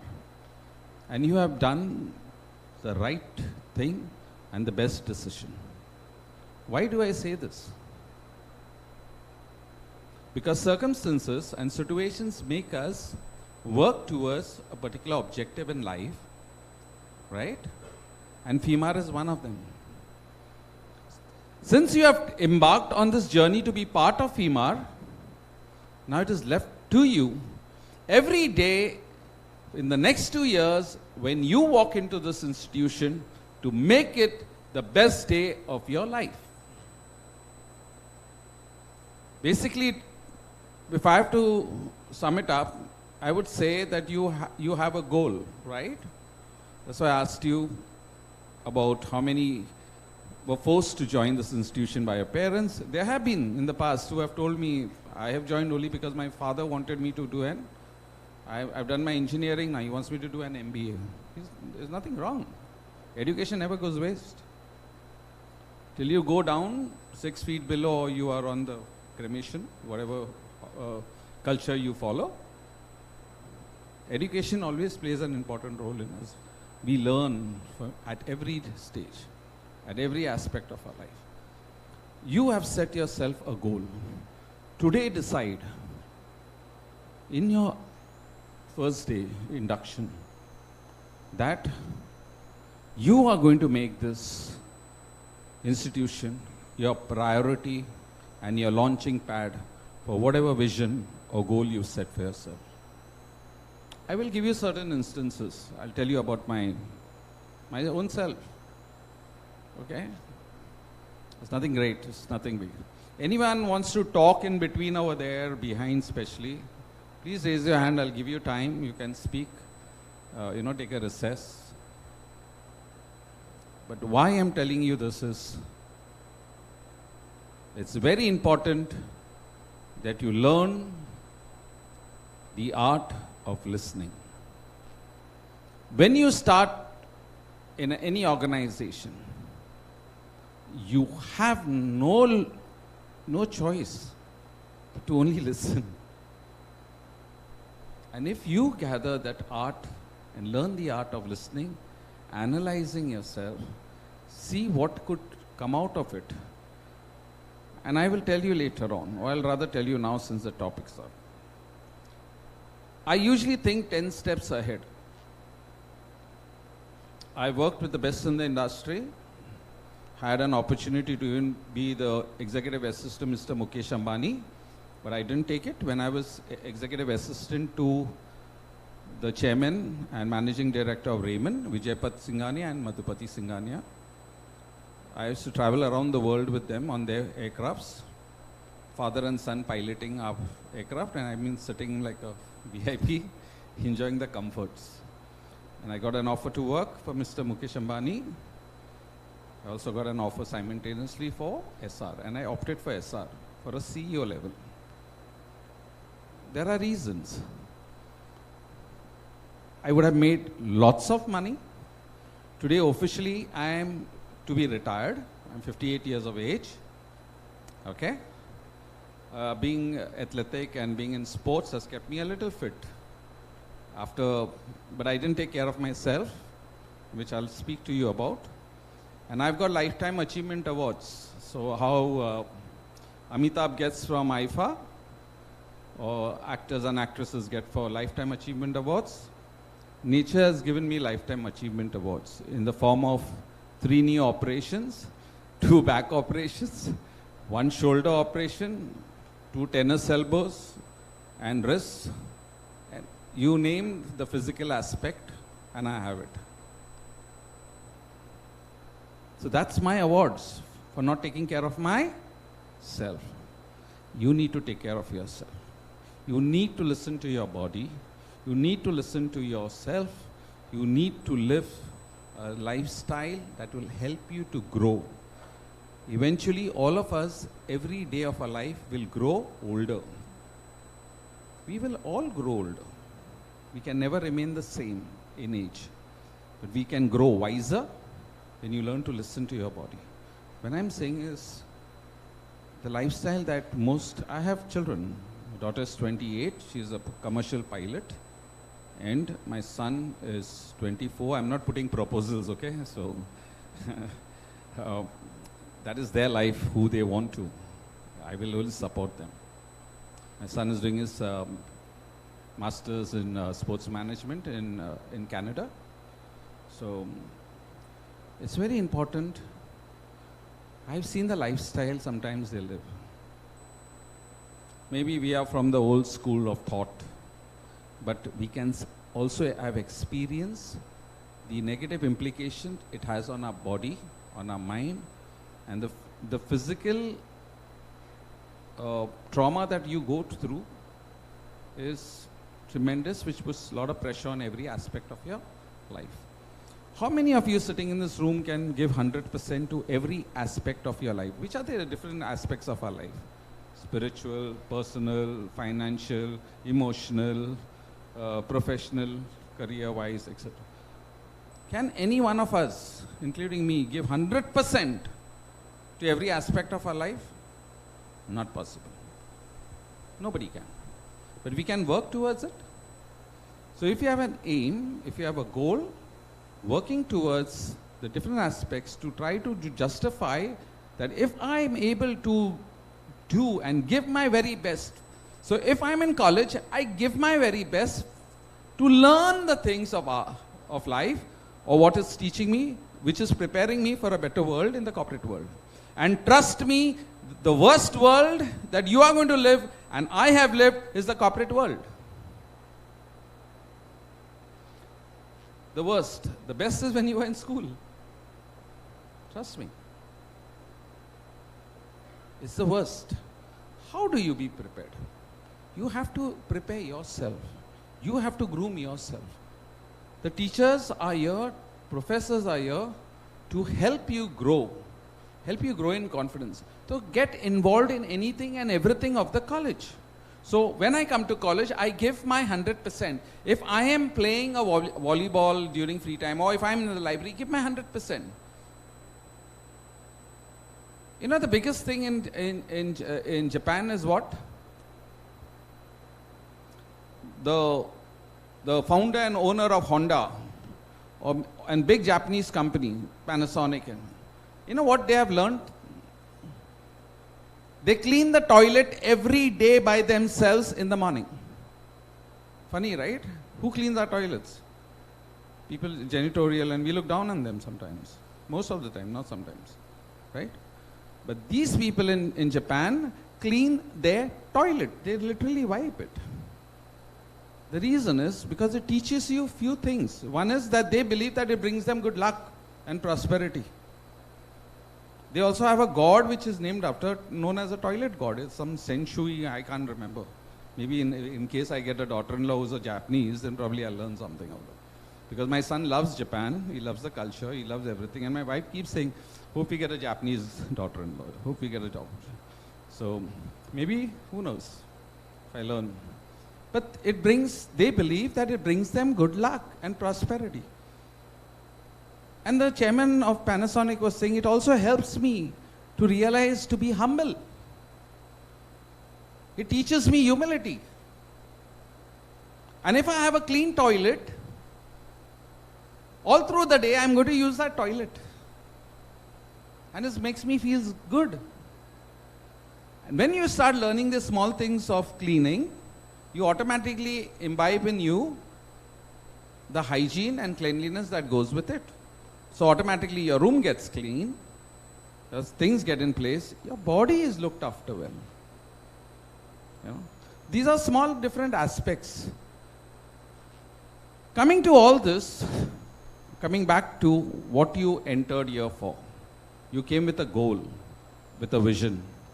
I'm just going to read a short para. I usually don't like to read, but you know, age is catching up. I'm almost on the threshold of probably dementia and to follow, so I can't sometimes remember. So I'm going to just read. I'm very attentive, okay? I see who is what, because I want to give you the best I have gained from life through experience that will help you, that will enhance you, that will help you to grow, that will help you to grow mentally. And trust me, you will. I'm not any guru or anyone. I'm just an ordinary human being like you. And I'm going to share with you something of my personal life. 27th of November, 1969, at 1:30 in the afternoon, my father passed away. At that time, my mother was in the ICCU of Kama Hospital in 1969. She did not know my father had passed away and she was in coma. Next morning we had the funeral. That night my mother passed away. Don't feel sad for me, please. I'm very happy because they were suffering and when I look back, I was just 4.5. If you see the slum here, Shivaji Nagar, down near college. So in 1970 I was staying here in a small little slum. My sister was there, I was being looked after, I was put in the boarding, I walked 12 kilometers. Today I have 3 apartments in Isotol. All through hard work, sincerity, respect, commitment, dedication, and believing in myself. You have to have that self-belief in you, that you can, you will, and you'll always strive to achieve what you set out for. So coming to the point again of goal, I'm just going to read something quickly for you so that I can just rush through it. So why do we need goals? Okay, goals give us a sense of purpose, something to look forward to. They motivate us, they keep us busy. Goals increase our power of concentration. They help us prioritize our desires, simplifying decisions making. Goals help us to feel more in control of our life. Achieving them gives us a satisfaction, and the experience contributes to our personal growth. Conscious goal setting increases our chances of achieving our goals. So why does goal setting work? Goal setting works because the whole process is inclined towards making us think. Thinking is the world's most difficult thing to do. Careful preparation and thinking before acting doesn't necessarily guarantee success, but it makes us more aware of our thought process. Hence, when we fail, we are at a better position to realize where our thought process was flawed and learn quickly from it. I can speak a lot on this, on goal setting, etc. But I just want to emphasize one thing. Many people who have spoken, you have heard, you'll have a lot of videos, things telling you. But there's something known as advanced goals setting, and that is not to have just a wish or hope. Many of us say, I want to do this. This is my goal. That is just a wish. That is just a hope that you tend to live. So you have to get out of that comfort zone. You have to get out of yourself to see that you don't just make it as just a wish or a hope.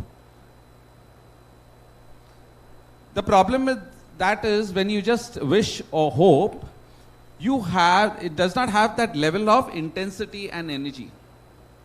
Now that brings us to result-based goals. So what are result-based goals? Any one of you want to reduce your weight? Nobody? Wow, all fit. I accept whoever I am, whatever I am, however I am. And it's good. Look at yourself in the mirror and you say, I am enjoying.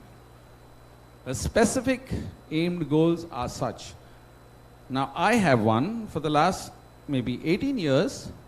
I have been around 84 to 88 kgs. Last 2 years post-COVID, when I had some heart concerns, I automatically could not do any strenuous workouts or play. I stopped playing. I had my academy which I used to coach the children here, Saturday, Sunday. So everything slowly was subsiding. That was subsiding and the tummy was growing. So my wife keeps telling me, so I told her I've worked very hard here to bring it up to this level. I still love myself for what I am. Because I know physically now I cannot. But I have learned to accept it. But I've also set myself a target. Okay? And what is the target? By December 2023, I have to reduce to 75, 79 kgs. So that's my goal. I have specified. That's not a hope. It's not a wish. By doing that, now Engelbert, my good friend here, in December he has to come and check my weight. So Engelbert, you have a duty in December before Christmas. Come and check if I'm in that. Because I have to work towards that. Right? How many of you want 10 crores in another 5 years? Don't look at each other. Hello, you're not borrowing. Huh? Tell me, none. So whatever you earn, I'm having a foundation you can donate. Hey? No one. Okay, many of you might take finance, right? Or many. And if you want to grow, there are only 2 departments you can grow in life. Corporate experience. One is finance and second is HR. You know, you basically automatically learn, you can grow in these 2. Marketing and all, yeah, that is sideline. HR, but more in finance. Because when you are in finance, you will have to go through the grind of bringing in money. Finance is not about handling accounts. It's about how you are managing to get in money. Commercial, my field, corporate affairs and all is commercial. So when we, in my earlier days, when we used to have appraisals and increments, everything, I say, I know I'm not getting any financial value to the organization, but I'm bringing commercial value to the organization. I am the brand ambassador of the organization. And today, you are the brand ambassador of what? Swimar. And what? And what? The most important thing. Pardon? Your family. Remember that. You are the brand ambassador of your own family, and today you are also the brand ambassador of Swimar. Whichever school you were, whichever college you were the brand ambassador for that college. Okay? You have to learn certain things. So you decide what you want to do. So when I asked this question, how many of you want 10 crores in 5 years? I didn't see one single hand going. Nothing wrong. You still don't have the self-belief. You're low in self-esteem. How will I? What did I tell Engelbert he needs to do? He has to come and check and monitor my weight in December. Correct? All of you can achieve 10 crores. Now you have set yourself a goal, a target. How do I work towards it? So what are the financial aspirations that come with it? Savings, FDs, mutual funds, insurance, shares. So you can, right? So why don't you, none of you put your hand up? Now I'm asking the same question. After I've spoken and I've shown you it's result oriented, how many of you are confident that you will at least reach somewhere and have some saving, if not 10 crores, if not 5 crores, at least a crore? Very good. And to save that 1 crore, if you donate it to my foundation, you can get 50% rebate, yeah, on tax. Okay, so I'm just joking. Children, you are bound to fail. You are bound to fail. How many of you believe that I failed my 10th standard and 12th standard? Any hands going up? One girl I saw putting a hand up. No, it's none. I honestly failed. In 1980, I failed my 10th standard. In 1981, I cleared. Okay, then I joined college. I joined one of the most notorious colleges because I was swayed by my friend's circle. I was swayed by the environment or the things, because I was crazy about football. Now you'll ask me, how did I fail 10th standard? Yeah, I was very weak in Hindi. I was so confident that I'll fail, even if I appear. And there was a football tournament. I went to play a tournament. I mean, it was stupid when I look back today. It is stupid, right? So then you'll say, but sir, how did you fail? Oh, Dominic, how did you fail your 12th standard? That's a better story. So when I joined, I said I went to one of the most notorious college. If only after Dr. Ambedkar, I could have become a doctor there. I joined Dr. Ambedkar College in Wadala. So I was from St. Paul's, Dadar, that boarding. So all my friends and all were footballers were there, so I pounced there. For my admission, when I passed, as Xavier's College coming to me those days, Siddharth College, Burani College, Podar College coming home to take my signature. I was that good. I was the age of 13, I played under 17 Maharashtra. Those days, football was on a different platform. Today also it's on a much greater platform. But there, for our college matches, we would be having the stadium full like that. We have 5,000-10,000 people watching the matches. Okay. On Mafatlal Tata's playing, we would have over 35,000-40,000 people in the whole of Cooperage. Now you don't find many. So I failed. But in 11th standard, I played so well that I went for state, sub-juniors, and the college gave me the concession of not appearing for any exam. So I never appeared for any exam. I'm honestly telling you, I never appeared. I took and in 11th, I got an offer from Kambata Aviation to join them through sports quota. So I became a security officer, and I went through training, how to identify bombs, if at all how do you suspect people. So the entire aircrafts used to be checked. I enjoyed that. I really enjoyed that. So since I was there, I was earning, I'm talking of 1983.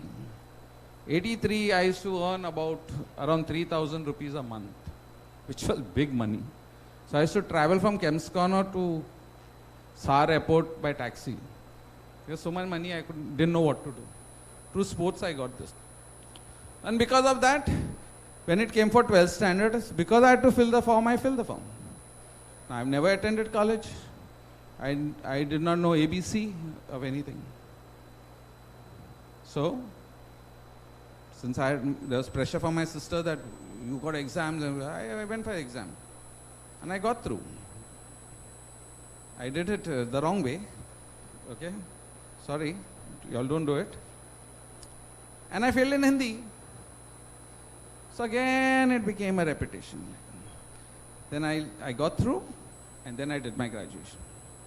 But then I realized the importance of studies, the importance of education. Today, I did not do my MBA from this institute. I did it from Salem. I was doing it correspondence, but I did it some years back. Why did I do it? To enhance my knowledge and help others who are seeking a better life for themselves through education. That was the objective. What I want to tell you is, you will fail, not academically. You will fail mentally. You will fail emotionally. You will fail financially. But do not let that failure overtake your thoughts, your aspirations, your goals, your visions. Keep working towards it.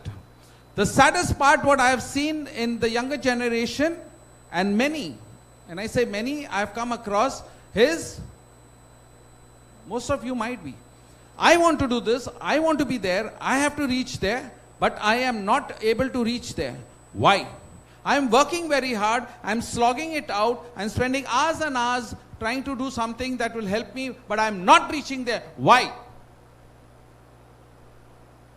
The most important thing is, because you are not focused on your goal or your vision. You are focused on your efforts. And the day you start focusing on your efforts, which is not paying you dividends, is going to get negativity, and you are basically building a wall for yourself. It's very important, children, that you do not build this wall. That mental wall that you will create for yourself will be the biggest hindrance for you. Because now if I have to reach that side, I have no choice but to climb over that wall and then reach there. And that's going to cost me extra efforts, extra energy, extra enthusiasm, and is going to, possibilities are there that I might fail again. So whatever you decide, however you decide, do not lose focus on your goal. Do not promise me today that all of you will never ever focus on your efforts. Your efforts are to be put. You have to put that effort to see that you reach there. But in order to reach there, if you start thinking negatively and say, I'm putting efforts, what to do? Yeah, so much I'm doing, I'm working so hard, and this, that. I have gone through this, I've studied this, but this never came. So what? So what? Someone very beautiful. You want to say something? The one in the black shirt. Okay. So, someone very beautifully said, the certificates on our walls does not justify who we are. The certificates are hanging on our walls or in our files do not justify who we truly are. It endorses that we have been educated. And trust me, whatever you learn from nursery, from play school, till graduation, and most of the things that you will learn educationally may not really may come into practice. But it is the much needed protein or the vitamin that is required to keep yourself going in the corporate world. So the professors over here are working and are aimed to take you to that level. To be that supplement, to supply you with that nourishment so that you grow intellectually, wise, and take the right decisions. When you jump, you are now on a ship. How many of you all have worked here before? Anyone worked? How many years? Like 2 years? Anyone who has worked more than 5 years? 3? Okay, I'll come down. 4 years?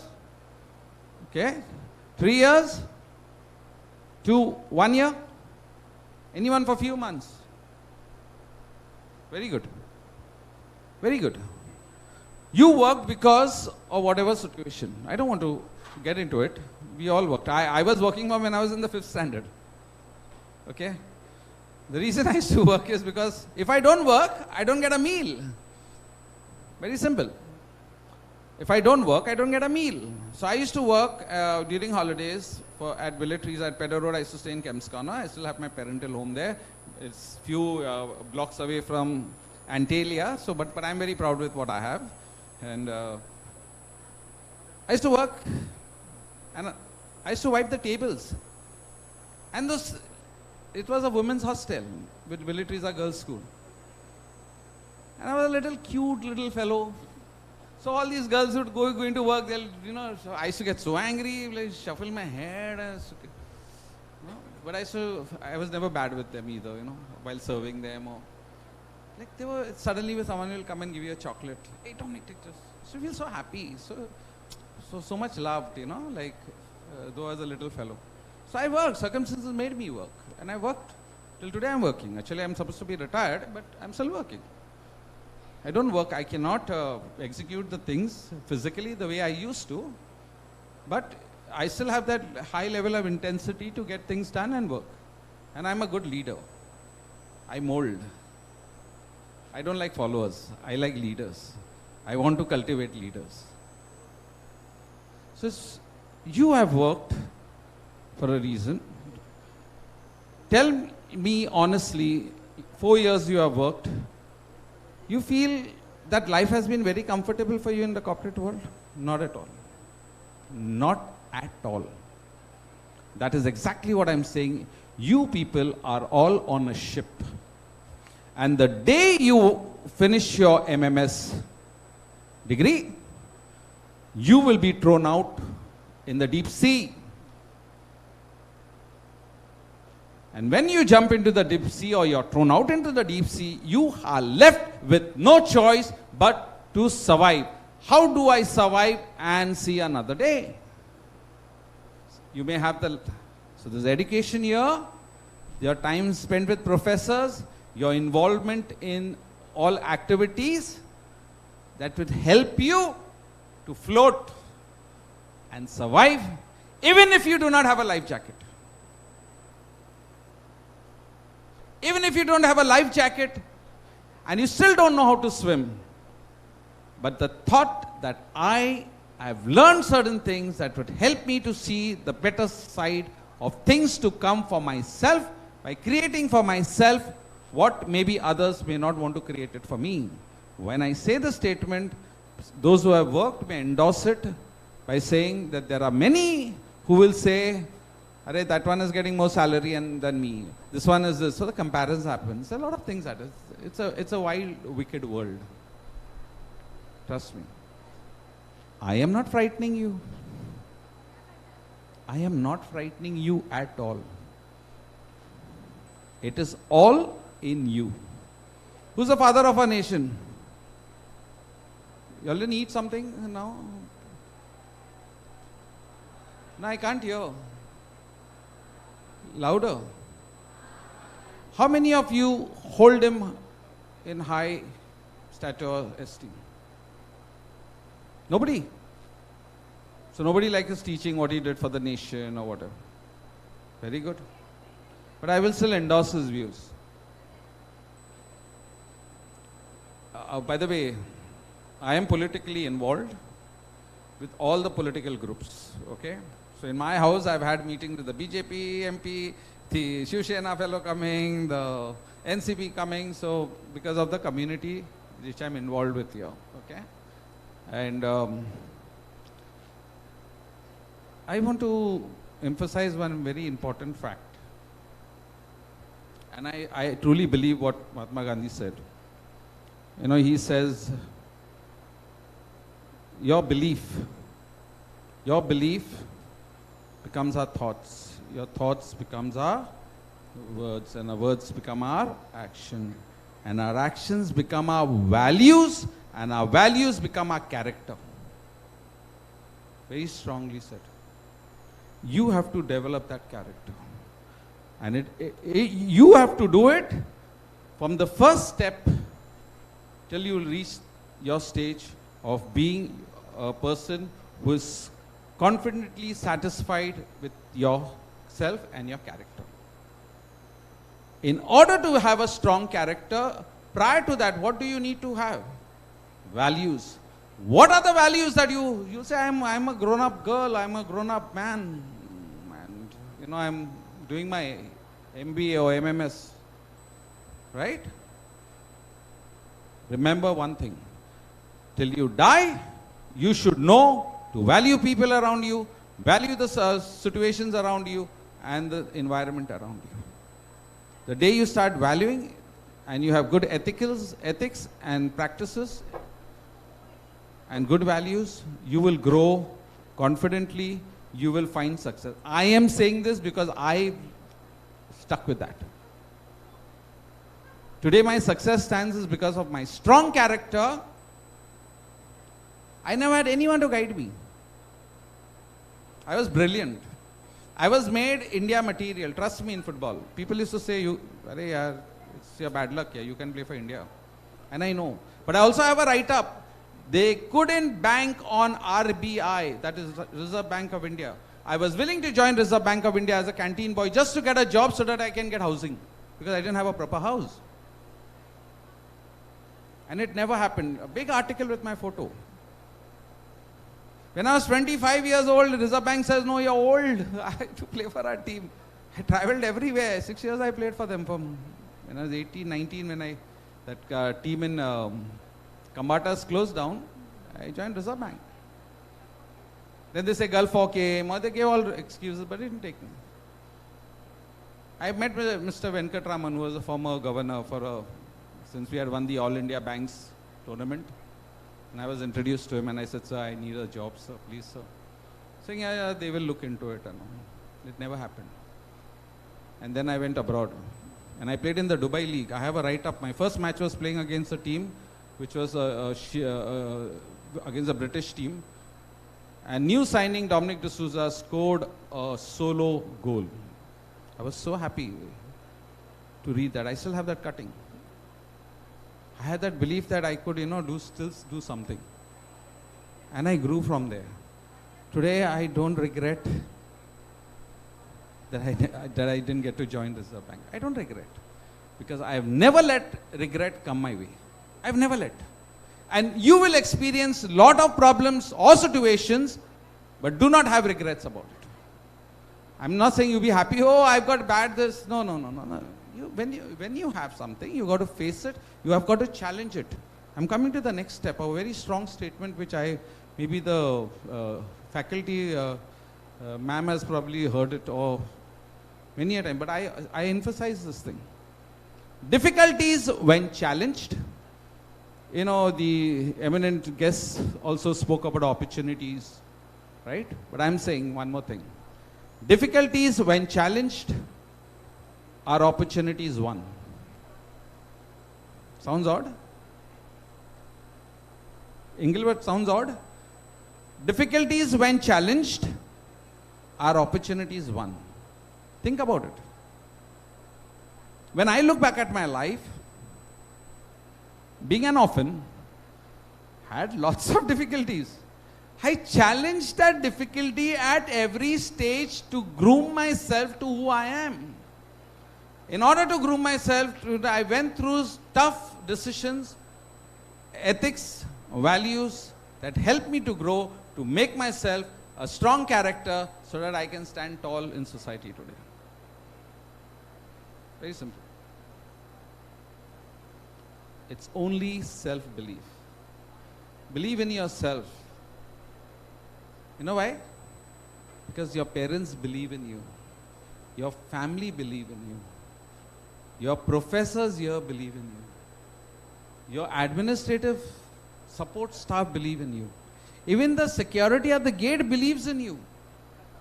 He must be thinking that every child when is coming will probably learn something and go out. He's there to greet you. It's beautiful. It's wonderful. So when you walk in, wish that person. Ask him how is he. Hope everything is okay. By helping yourself, these are the ethics and ethical practices and values you build for yourself. That will make you a strong human being. Your character will be all around there to support you if you follow these. Nobody, I can speak for hours, I can give you a lot of instances. If you are faced with a difficulty, as I said, if you are thrown in the sea, what is the difficulty there? Swimming, no? If I don't know swimming. Or, even if I know swimming, there are strong currents, waves. There's so much. It's not a swimming pool. I have sailed and I know when my ship was on fire what we had to do. So, I have experienced that. Okay? So, what is the difficulty there? All these things. But there is an opportunity. What is that opportunity? What? A new life. You can perish.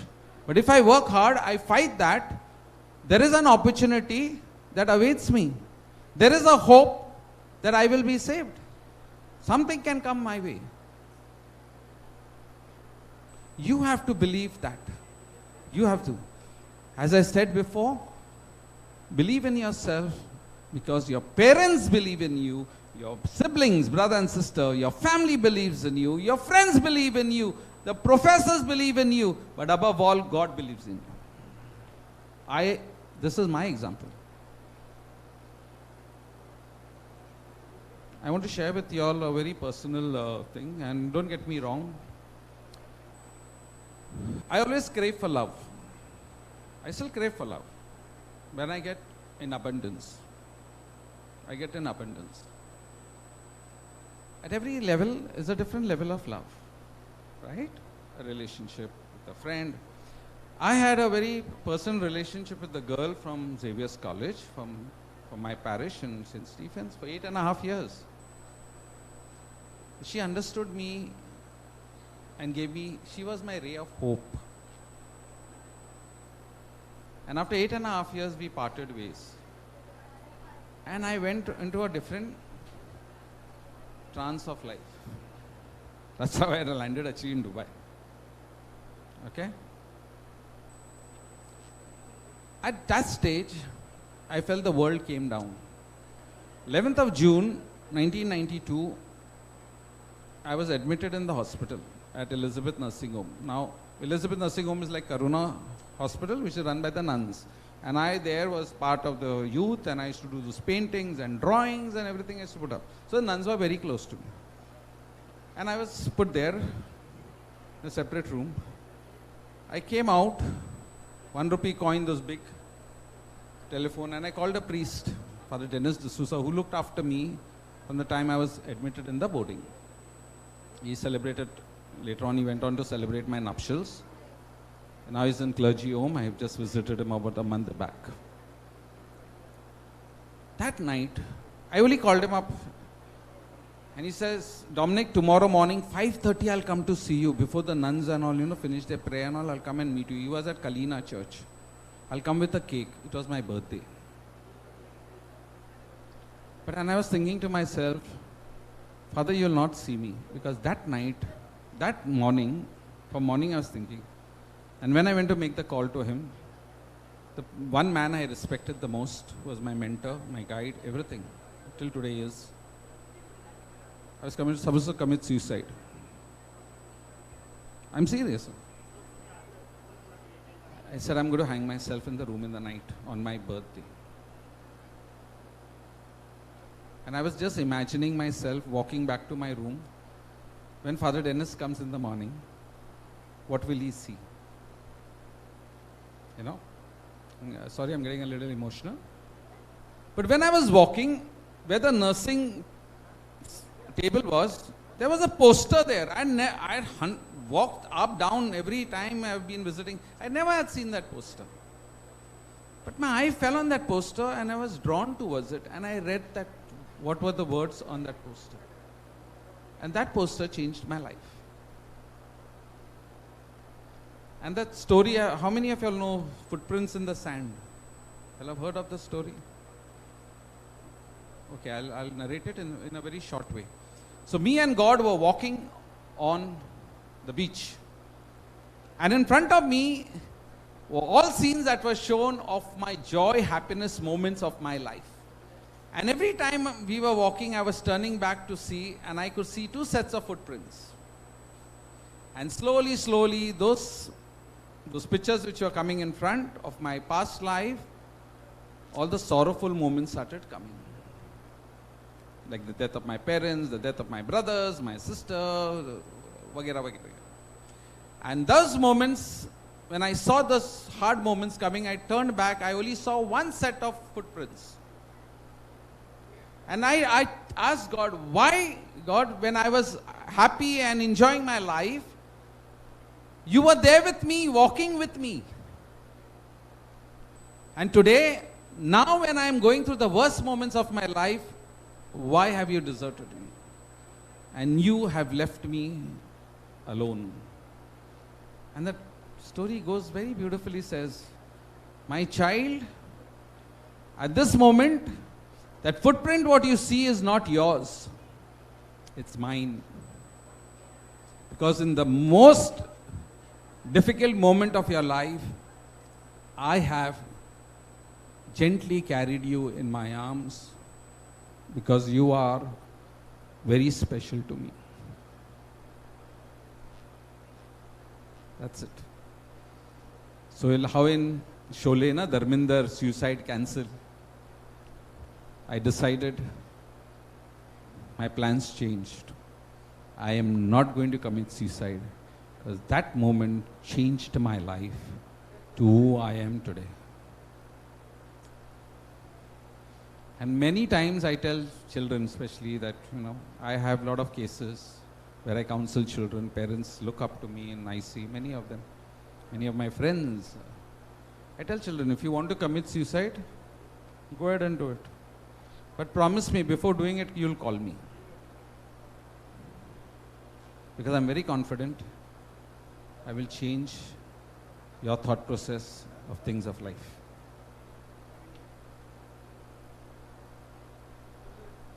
I hope I'm not boring you guys. I want to share with you guys a very beautiful story. And I think all of us present in this room have can put yourself in this two people I'm going to share. It's a true story. The story is about two boys. One is named John and James. James was a boy who was all the time cribbing. You give him a pen, this ink is not proper, that color is not right. You give him anything, he would only be grumbling. You give him the best of food, he will grumble of something. But there was John on the other side. He was a very happy-go-lucky person, willing to enjoy anything and everything of that. That was exactly that 1 minute I gave you all before, is because of the story. You decide what you want to do in that. So they decided to do a test on both these children and put them in different. So they took James to a room and they said, James, all the possible toys are there, PlayStations are there, everything is there. We are going to lock you up for 1 hour and you enjoy yourself. Make this day the best day, this 1 hour, the best hour of your life. And they locked him. And they took John, took him to a barn, and it's like a stable. And they told John the same thing. We are putting you for 1 hour. Make this the best day, the best 1 hour of your life. And they locked the barn and they came. After 1 hour, they go first to James, and James is sitting in the middle of the room and crying. So what happened, James? Why are you crying? No, I don't like the color of that. I don't like the sound of the engine. I don't like this. Kept crying, complaining. After having everything, they went to the barn, and when they opened, John had, with the dung, he had made nice ball, and he was just flinging it on the wall and enjoying himself, hands full of dung. And they said, John, what are you doing? Saying, I'm enjoying myself. I want to make this the best 1 hour of my life. The moment I saw dung, I had nothing else. I searched everything, nothing. I only found dung. So I said, let me enjoy with this dung. I was searching for a pony. I was looking out if there's a horse. There's nothing. Only dung. So what? I enjoyed. I really enjoyed. I really loved it. You decide what you want. You decide where you want to be. You have been given an opportunity to pursue an MMS program. You decide you want to complain of the timings. You decide whether you want to complain of the travel that's going to take place. You decide whether you want to complain this, that, the food or whatever. Or you decide that this is the best opportunity to make my life a better life. You decide. Nothing more. I'm serious about it. It's a true story. It's a true story. All of you have learned and have graduated, have appeared for entrance exams. You have given yourselves interviews. Some of you, few of you have worked to gain the experience, to add financial assistance and support to your family or for your futuristic growth. I'm going to tell you another story. I love telling stories, by the way. I'll be a good grandfather, by the way. This story was told to me when I was in New Zealand. I was in New Zealand for a while. So I had migrated to New Zealand with my wife and kids in 2004. My wife was working for the Ministry of Finance. I made her resign. I thought I was, Napoleon Bonaparte. You know about Napoleon, right? When he goes and invades, he breaks the bridges, burns the bridges, so that his soldiers would fight and survive. So I thought I was Napoleon Bonaparte, which I was wrong, because I made my wife resign from a very good job. And after that, she's been struggling for a job. Now she's also 3 years left for her retirement. She's with RBL Bank as a senior secretary. But when I went there, so I had a choice, I could stay back with a new wife. Why are you laughing? Or come back with the old. So when I came back with the old, because my wife went into depression. So I had a choice. I had a wonderful job. I was one interview away. Engelbert, whenever you happen to pass my building, you can come, I'll show you that. One interview away from becoming a New Zealand immigration officer. I have handled Bill Clinton's visit to India, not once, but twice. Once as president, once when he came as an honorary. I've been awarded by the US government. I've been awarded by the Indian government for my support in whatever way. Okay? I've handled the entire foreign missions in India for my company and all Indian missions abroad, our presence. Recently, just before COVID, I was sent. There was a lot of things. We have a plant in Minnesota. It was not operational, and there were a lot of things. So I somehow found out. I told the companies, I'll go. So I spoke to the ambassador's office, and there was a US summit coming up, and I was sent a special invite. I was on a holiday, in fact. Then I got a special invite to go for my interview. So, there were people who escorted me. My car was parked in the consulate. That is my level of interactions. And, I was given a VIP treatment. I just sitting down, just did my biometrics. In 10 minutes, I was out from the embassy. I traveled on the same flight with the ambassador. And there, I met with the Amit Shah of US. When I say Amit Shah of US means the number 2. At that time, Trump was there. One, Mr. Wilbur Ross. I was not interested in the summit. I only was waiting if I can get to meet Ivanka or Wilbur Ross. Because they are the only 2 people who can help me to get my company started. And I managed it. I got Wilbur Ross. I spoke to him, certain I cannot divulge what I told him, and he called me. And I just said some things, and he called me. Then he introduced me to his directors. After that, I met about 8-10 people in Washington, that is the federal government. They took me to meet with the governor of Minnesota, had a meeting with them. I went and met Dr. Shringla now, who's the finance secretary or foreign secretary, government of India. He was the ambassador there. I had dinner with him, and I got my works done. No contacts. Just the self-belief in the organization that Dominic can do it. And I did it. You have to have that self-belief. You have to have that you can do it. why all this thing has happened. And I'm coming back to my story of New Zealand. So there was this lady, and this was told on the last day when I was, after my training, I was getting onto the floor for the work for NZ Telecom. And this gentleman, he was a Britisher, was settled there. And he said this beautiful story, and it has remained with me. And it should remain with you. So the story is very simple, that there was an old lady in Norway who used to teach to the younger folks how to make the baskets. Now, in order to make those baskets, you had to have chop the bark of the tree. So this young girl one day said, "What is this? You're so old, you're still trying to boss over us this, you should hand over the thing." And all. She said, "My child, you're still not mentally ready. I don't think you're ready to be a leader." And that young girl was very upset. She said, "No, we'll have a challenge. We'll have a race." So she said, "What is the race?" "The person who brings the maximum wood from morning to evening will be the new leader." So the old lady said, "Agreed." So this young lady was very happy what this old lady will do. So the message spread in the village, and they were given some people to carry the wood back. Morning 7 o'clock they gathered outside and they went into the forest. They were to meet in the evening. This young lady, out of curiosity, many of you may face this, went and said, "Let me see what that old lady is doing." And she saw that old lady sitting, her back resting. She said, "The old lady has become very tired probably. Let it." So through the day, 4-5 times she did that. But when evening came, that old lady had more wood than that young lady. So she was furious. How can that be? Every time I look towards you, and there will be people in offices who look towards you, what you are doing. Okay? You were only resting. She said, "My child, I was not resting. Every time you saw me sitting, I was sharpening my axe. I was sharpening my axe." And the story ends there. It leaves us with a message.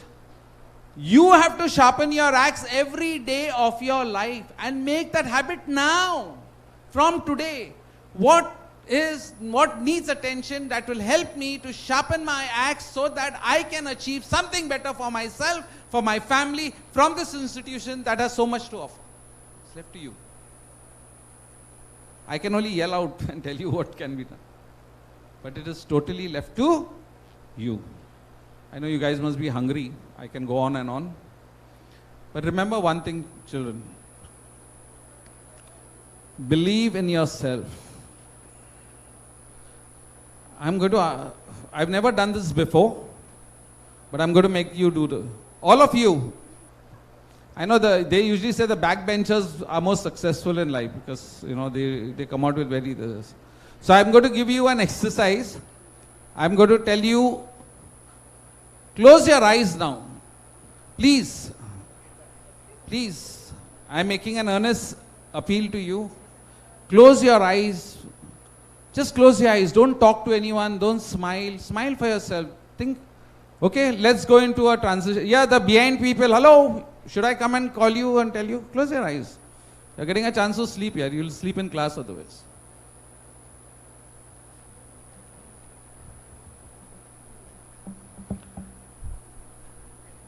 Close your eyes. Honestly, children. Close your eyes. Now think of the best moment of your childhood. Just think of that best moment of your childhood.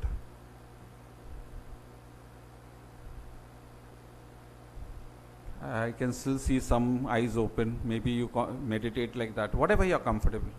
If you feel you want to open your eyes, open your eyes. But just think of that beautiful moment. If you can recollect your birthdays when you were small, when you were young, when you were growing.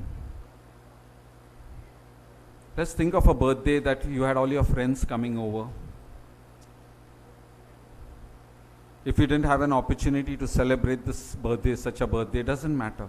Think of a moment that really brought that smile on you.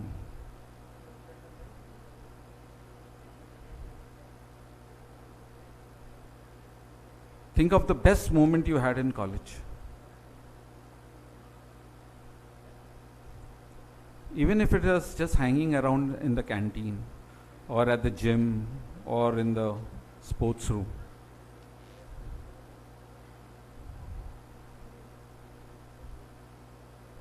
Think of that moment when you thought that you are going to come here to Swimar. This moment of Swimar, what it meant to you when you first entered this complex. Even if there was some negativity, today you are part of it. Just remove that negativity if it is.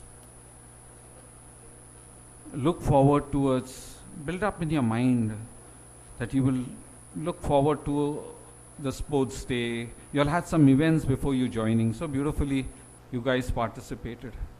Think of that moment. Okay, open your eyes.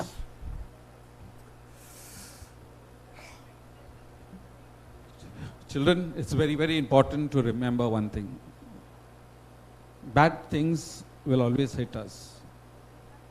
Okay? That is nature. Nature itself plays dirty sometimes, no? Heavy rains, flooding, earthquakes. But it teaches us. There are reasons. Help yourself to grow. Believe in yourself. I don't believe religion is important. I'm a staunch Catholic. I'm a very staunch Catholic. I follow the principles of the faith. But I also believe that religion is not made of rules and regulations. If you believe, okay, if you believe, you have some spiritual person or something that is out there. And if you want to really grow in religion, grow spiritually, grow in holiness, grow in humility, be humble and reach out to the ones who really need us. What I'm going to share with you all on humility is not to show off, but I want to really tell you what I told my own daughter. My daughter, from about 80,000 applicants, she was one of the few who got into with only 38 seats in IGRUA, which is Indira Gandhi Rashtriya Uran Academy, which is the Asia's top best academy for pilot. All the best pilots have come out from there. Okay? My daughter was part of that. So after 3 months of ground training, she was moved, one of the few first to move out for the flying. Very excited. So the single engine, she removed a photograph with the instructor, and this she set out. And then that she changed her DP and she put those words down. The sky is the limit for many. The sky is the limit for many. For me, it's a beginning. It's a fact. It's true. Beautifully articulated. So that night, 9:30 was like a call, and she called. I said, congratulated her on her first flight with the instructor, etc., etc. And she mostly speaks to the mother a lot. And I just chip in as and when. I think that's the bond all mothers have with, whether it's the girl child or the boy child. And I told her, Baba, I really loved the DP. I love the words that you put. Saying, Ya Dada. I said, I just want to tell you, for many, the sky is the limit. For you, it's a beginning. But remember one thing, Quen. My daughter's name is Quenlin. We call her Quen. Remember one thing, Quen. However high you fly, always be grounded in humility and simplicity. That is what we have taught you as parents. That has stuck with her. When she won the best in flying, #1 in her school, she never shared it with us. She was awarded by the Director General of Civil Aviation the little citation, and it was which we were not aware of this. She got best employee where she handled only 7 hours into that main flight. She flies a 757, the broader aircrafts. She got an award for COVID. She did a lot of COVID flights. She got a World Go-Getter of the Year award from DHL, where she's flying for Blue Dart DHL. She has never ever spoken about this or has boasted about this, because I've only told her one thing. The day you move away from simplicity and humility, that will be your downfall. Life just changes us.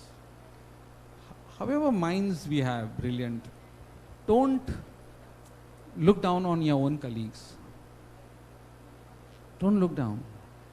Yesterday I met with some of my batchmates, 1980 batchmates. Okay, some of them come down from the Gulf and this. Few of us met. When I went to Dubai last month, I was there for 3 days. I made it a point, and my friends made it a point to come and meet with me. We spent about 4 or 5 hours with them. Yesterday I spent about 5 or 6 hours with my friends. Keep it going. You need each other. Shoulder each other. Interlock each other. Help somebody. You will have lot of people in your life. Lot of people, especially bosses. Young lady, come here. You. Yeah, come. I'm calling her because she's been very attentively looking. So I'm going to, I want to thank you for your attention. What's your name, beta? Divya Verma. Divya. So you will meet a lot of bosses in your life, okay? I'm sure that she also will endorse.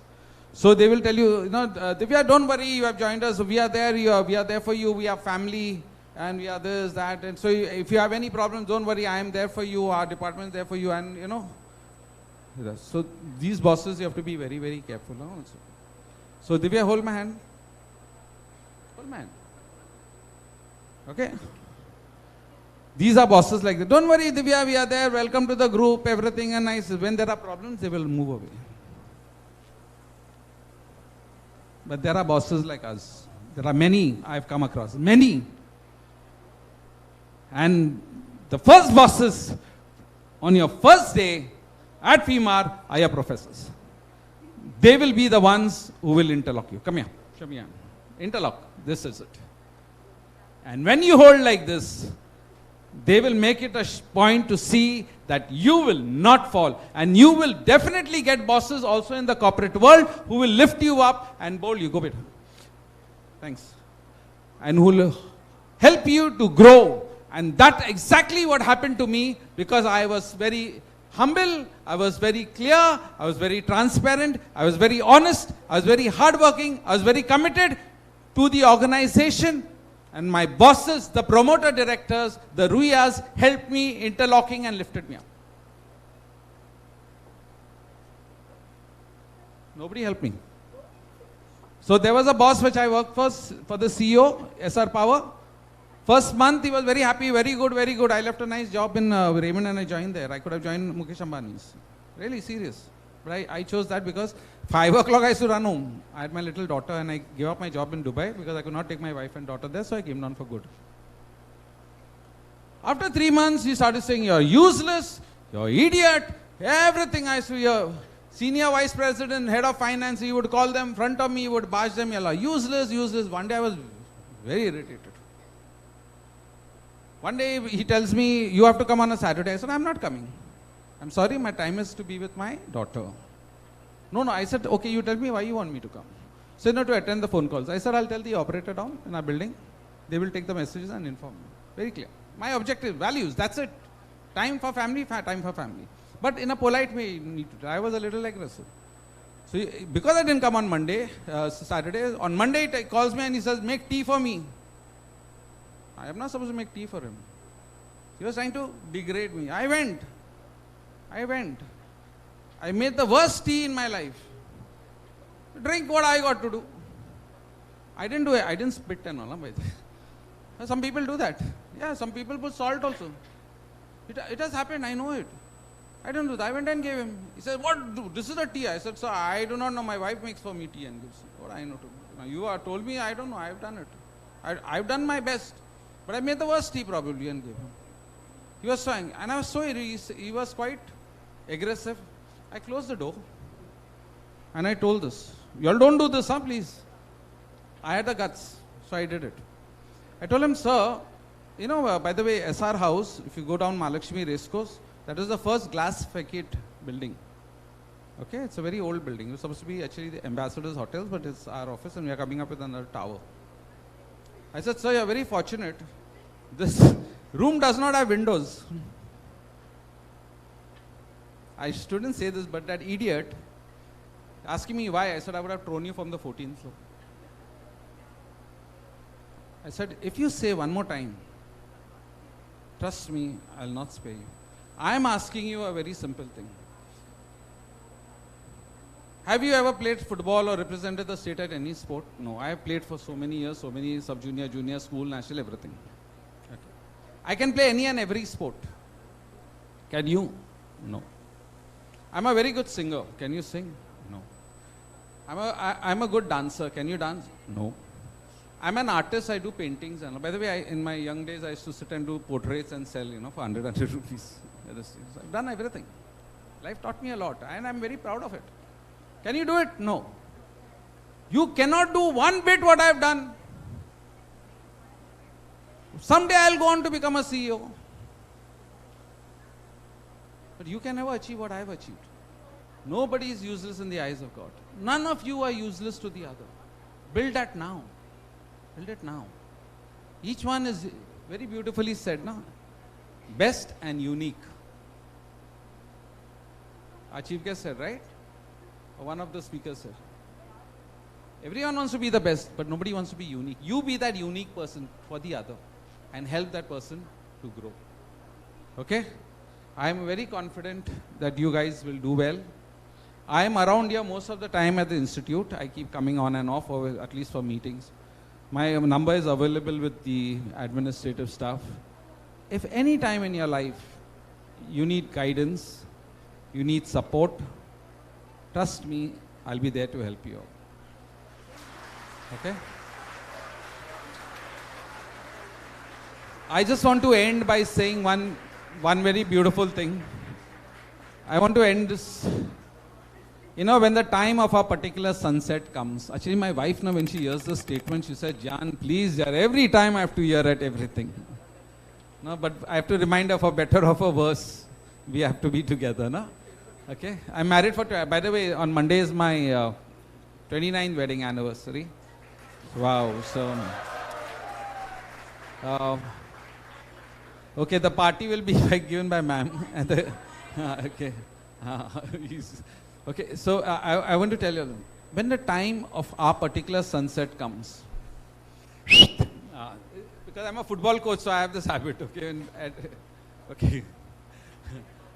When the time of a particular sunset comes, it will not matter whether I became a chairman of a company, managing director of a company, vice president of a company, and those positions. It will not matter what I became in my position. What will matter is the clarity I have lived my life will speak with vitality of God's greatest gift to me, and that is life. What is it that I did with my life to enhance another's life, to help another life, and make another person's life more meaningful? You today are in that position to make each one of your own self and the others around you a better life. God bless. Take care.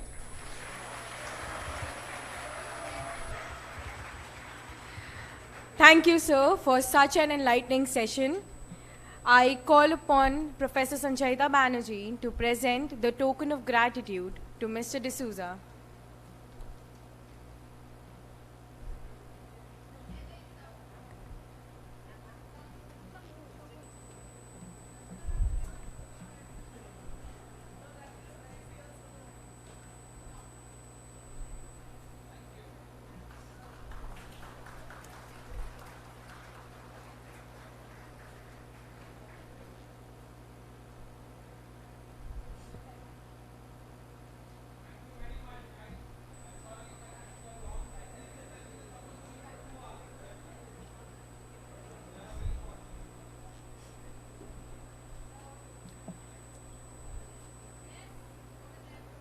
Ralph Waldo Emerson once said, "Cultivate the habit of being grateful for every good thing that comes to you and to give thanks continuously.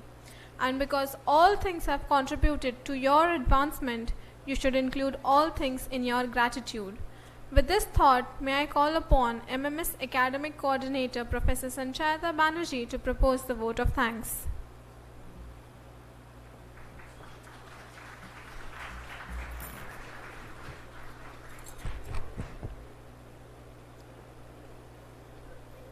Good afternoon, respected dignitaries and my dear Swimarites.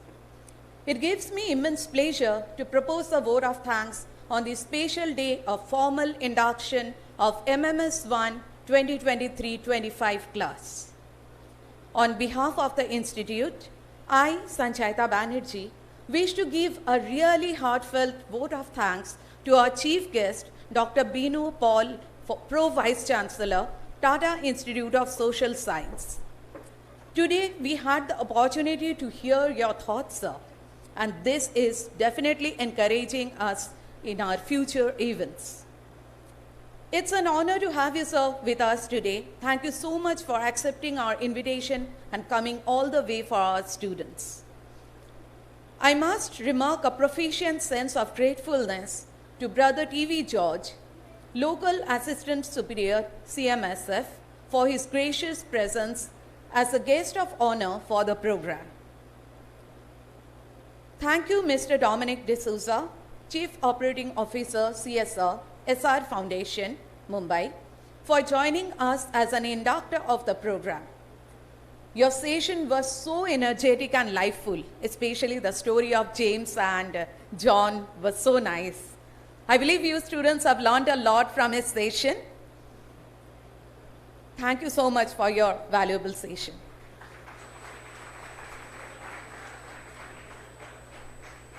Hearty thanks to our own alumni member, Mr. Engelbert Gonsalves, SAP Functional Team Lead, Rebit, Mumbai, who is always there to extend support to his juniors. I must mention here that you juniors are blessed to have seniors like him. Whenever you have any kind of requirement, anything you want to discuss, Engelbert is just a call away.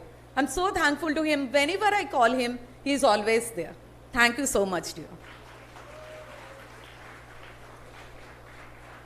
We have been fortunate to have Reverend Brother Alphonse Nesamani as our chairman, who is a symbol of dedication and motivates each player in this organization to perform his best. Brother could not be present today due to his congregation commitments, but his blessings are always with us. Thank you, brother, for always supporting us in our initiatives.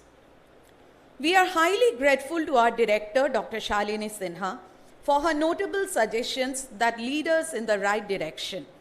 She is always there as a catalyst that stimulates us to do our best. Sincere thanks to you, madam. Special mention for all the dignitaries, the members of Governing Council, College Development Committee, Academic Advisory Council, and Placement Advisory Council for accepting our invitation and gracing the occasion. Thank you, Reverend Brother Benny Paul, Brother George Vitus, Brother Xavier MJ, and Brother Peter for your valuable presence. We would like to thank our Deputy Director, Dr. G. Ramesh, who is synonymous to commitment and enthusiasm. His relentless efforts to bring the best of our students is worth an appreciation. Ramesh sir is also away from campus, but has always been a constant support. Among my acknowledgement for all the staff and faculty members for their kind presence at this event, a big thank you to Professor Vasudha Rao, Dr. Smita Jesudasan, Dr. Abhishek Devkude, and Professor Jeena Lathia for continuously guiding our students in conducting this ceremony. With their appreciating ideas, I mention my sincere sense of gratitude to them. Our newly joined faculty member, Mr. Pravin Kamble, sir, also extended his hands to support the students. Thank you, sir. A special thanks to our IT team for all sorts of technical support, which enabled us to conduct this event so nicely. Thank you, Mr. Praveen Khoth, for the making of the wonderful institute video along with our talented students.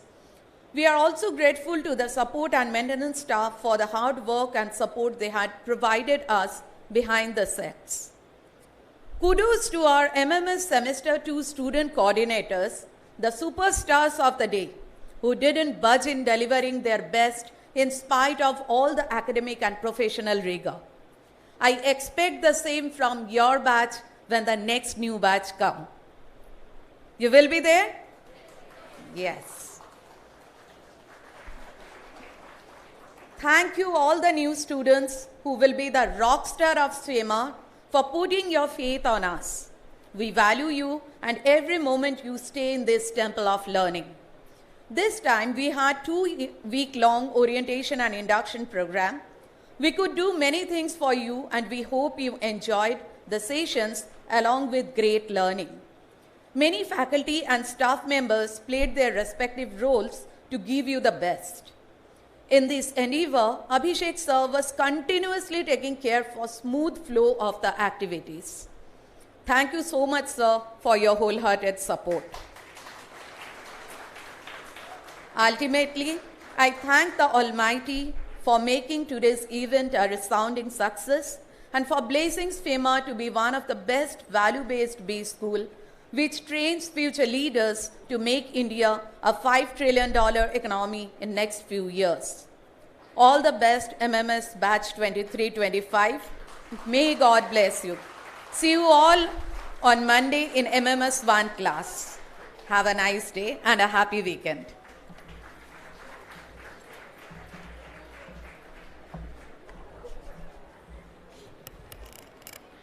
Thank you, Sanchayata ma'am.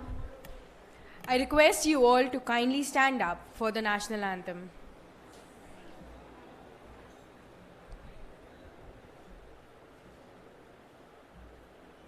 जन मन अधिनायक जय हे भारत भाग्य विधाता पंजाब सिंध गुजरात मराठा द्राविड़ उत्कल बंगा विंध्य हिमाचल यमुना गंगा उच्चल जलधि तरंगा तव शुभ नामे जागे तव शुभ आशीष मांगे गाहे तव जय गाथा जन गण मंगलदायक जय हे भारत भाग्य विधाता जय हे जय हे जय हे जय जय जय जय हे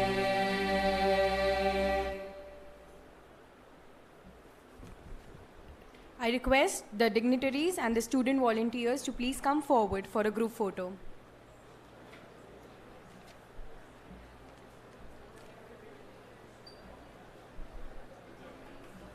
Thank you, sir. Thank you. Thank you.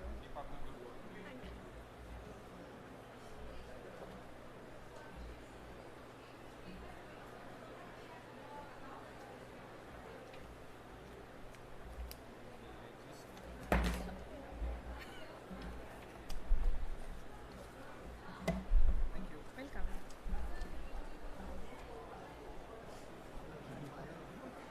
Yeah, usually have a session.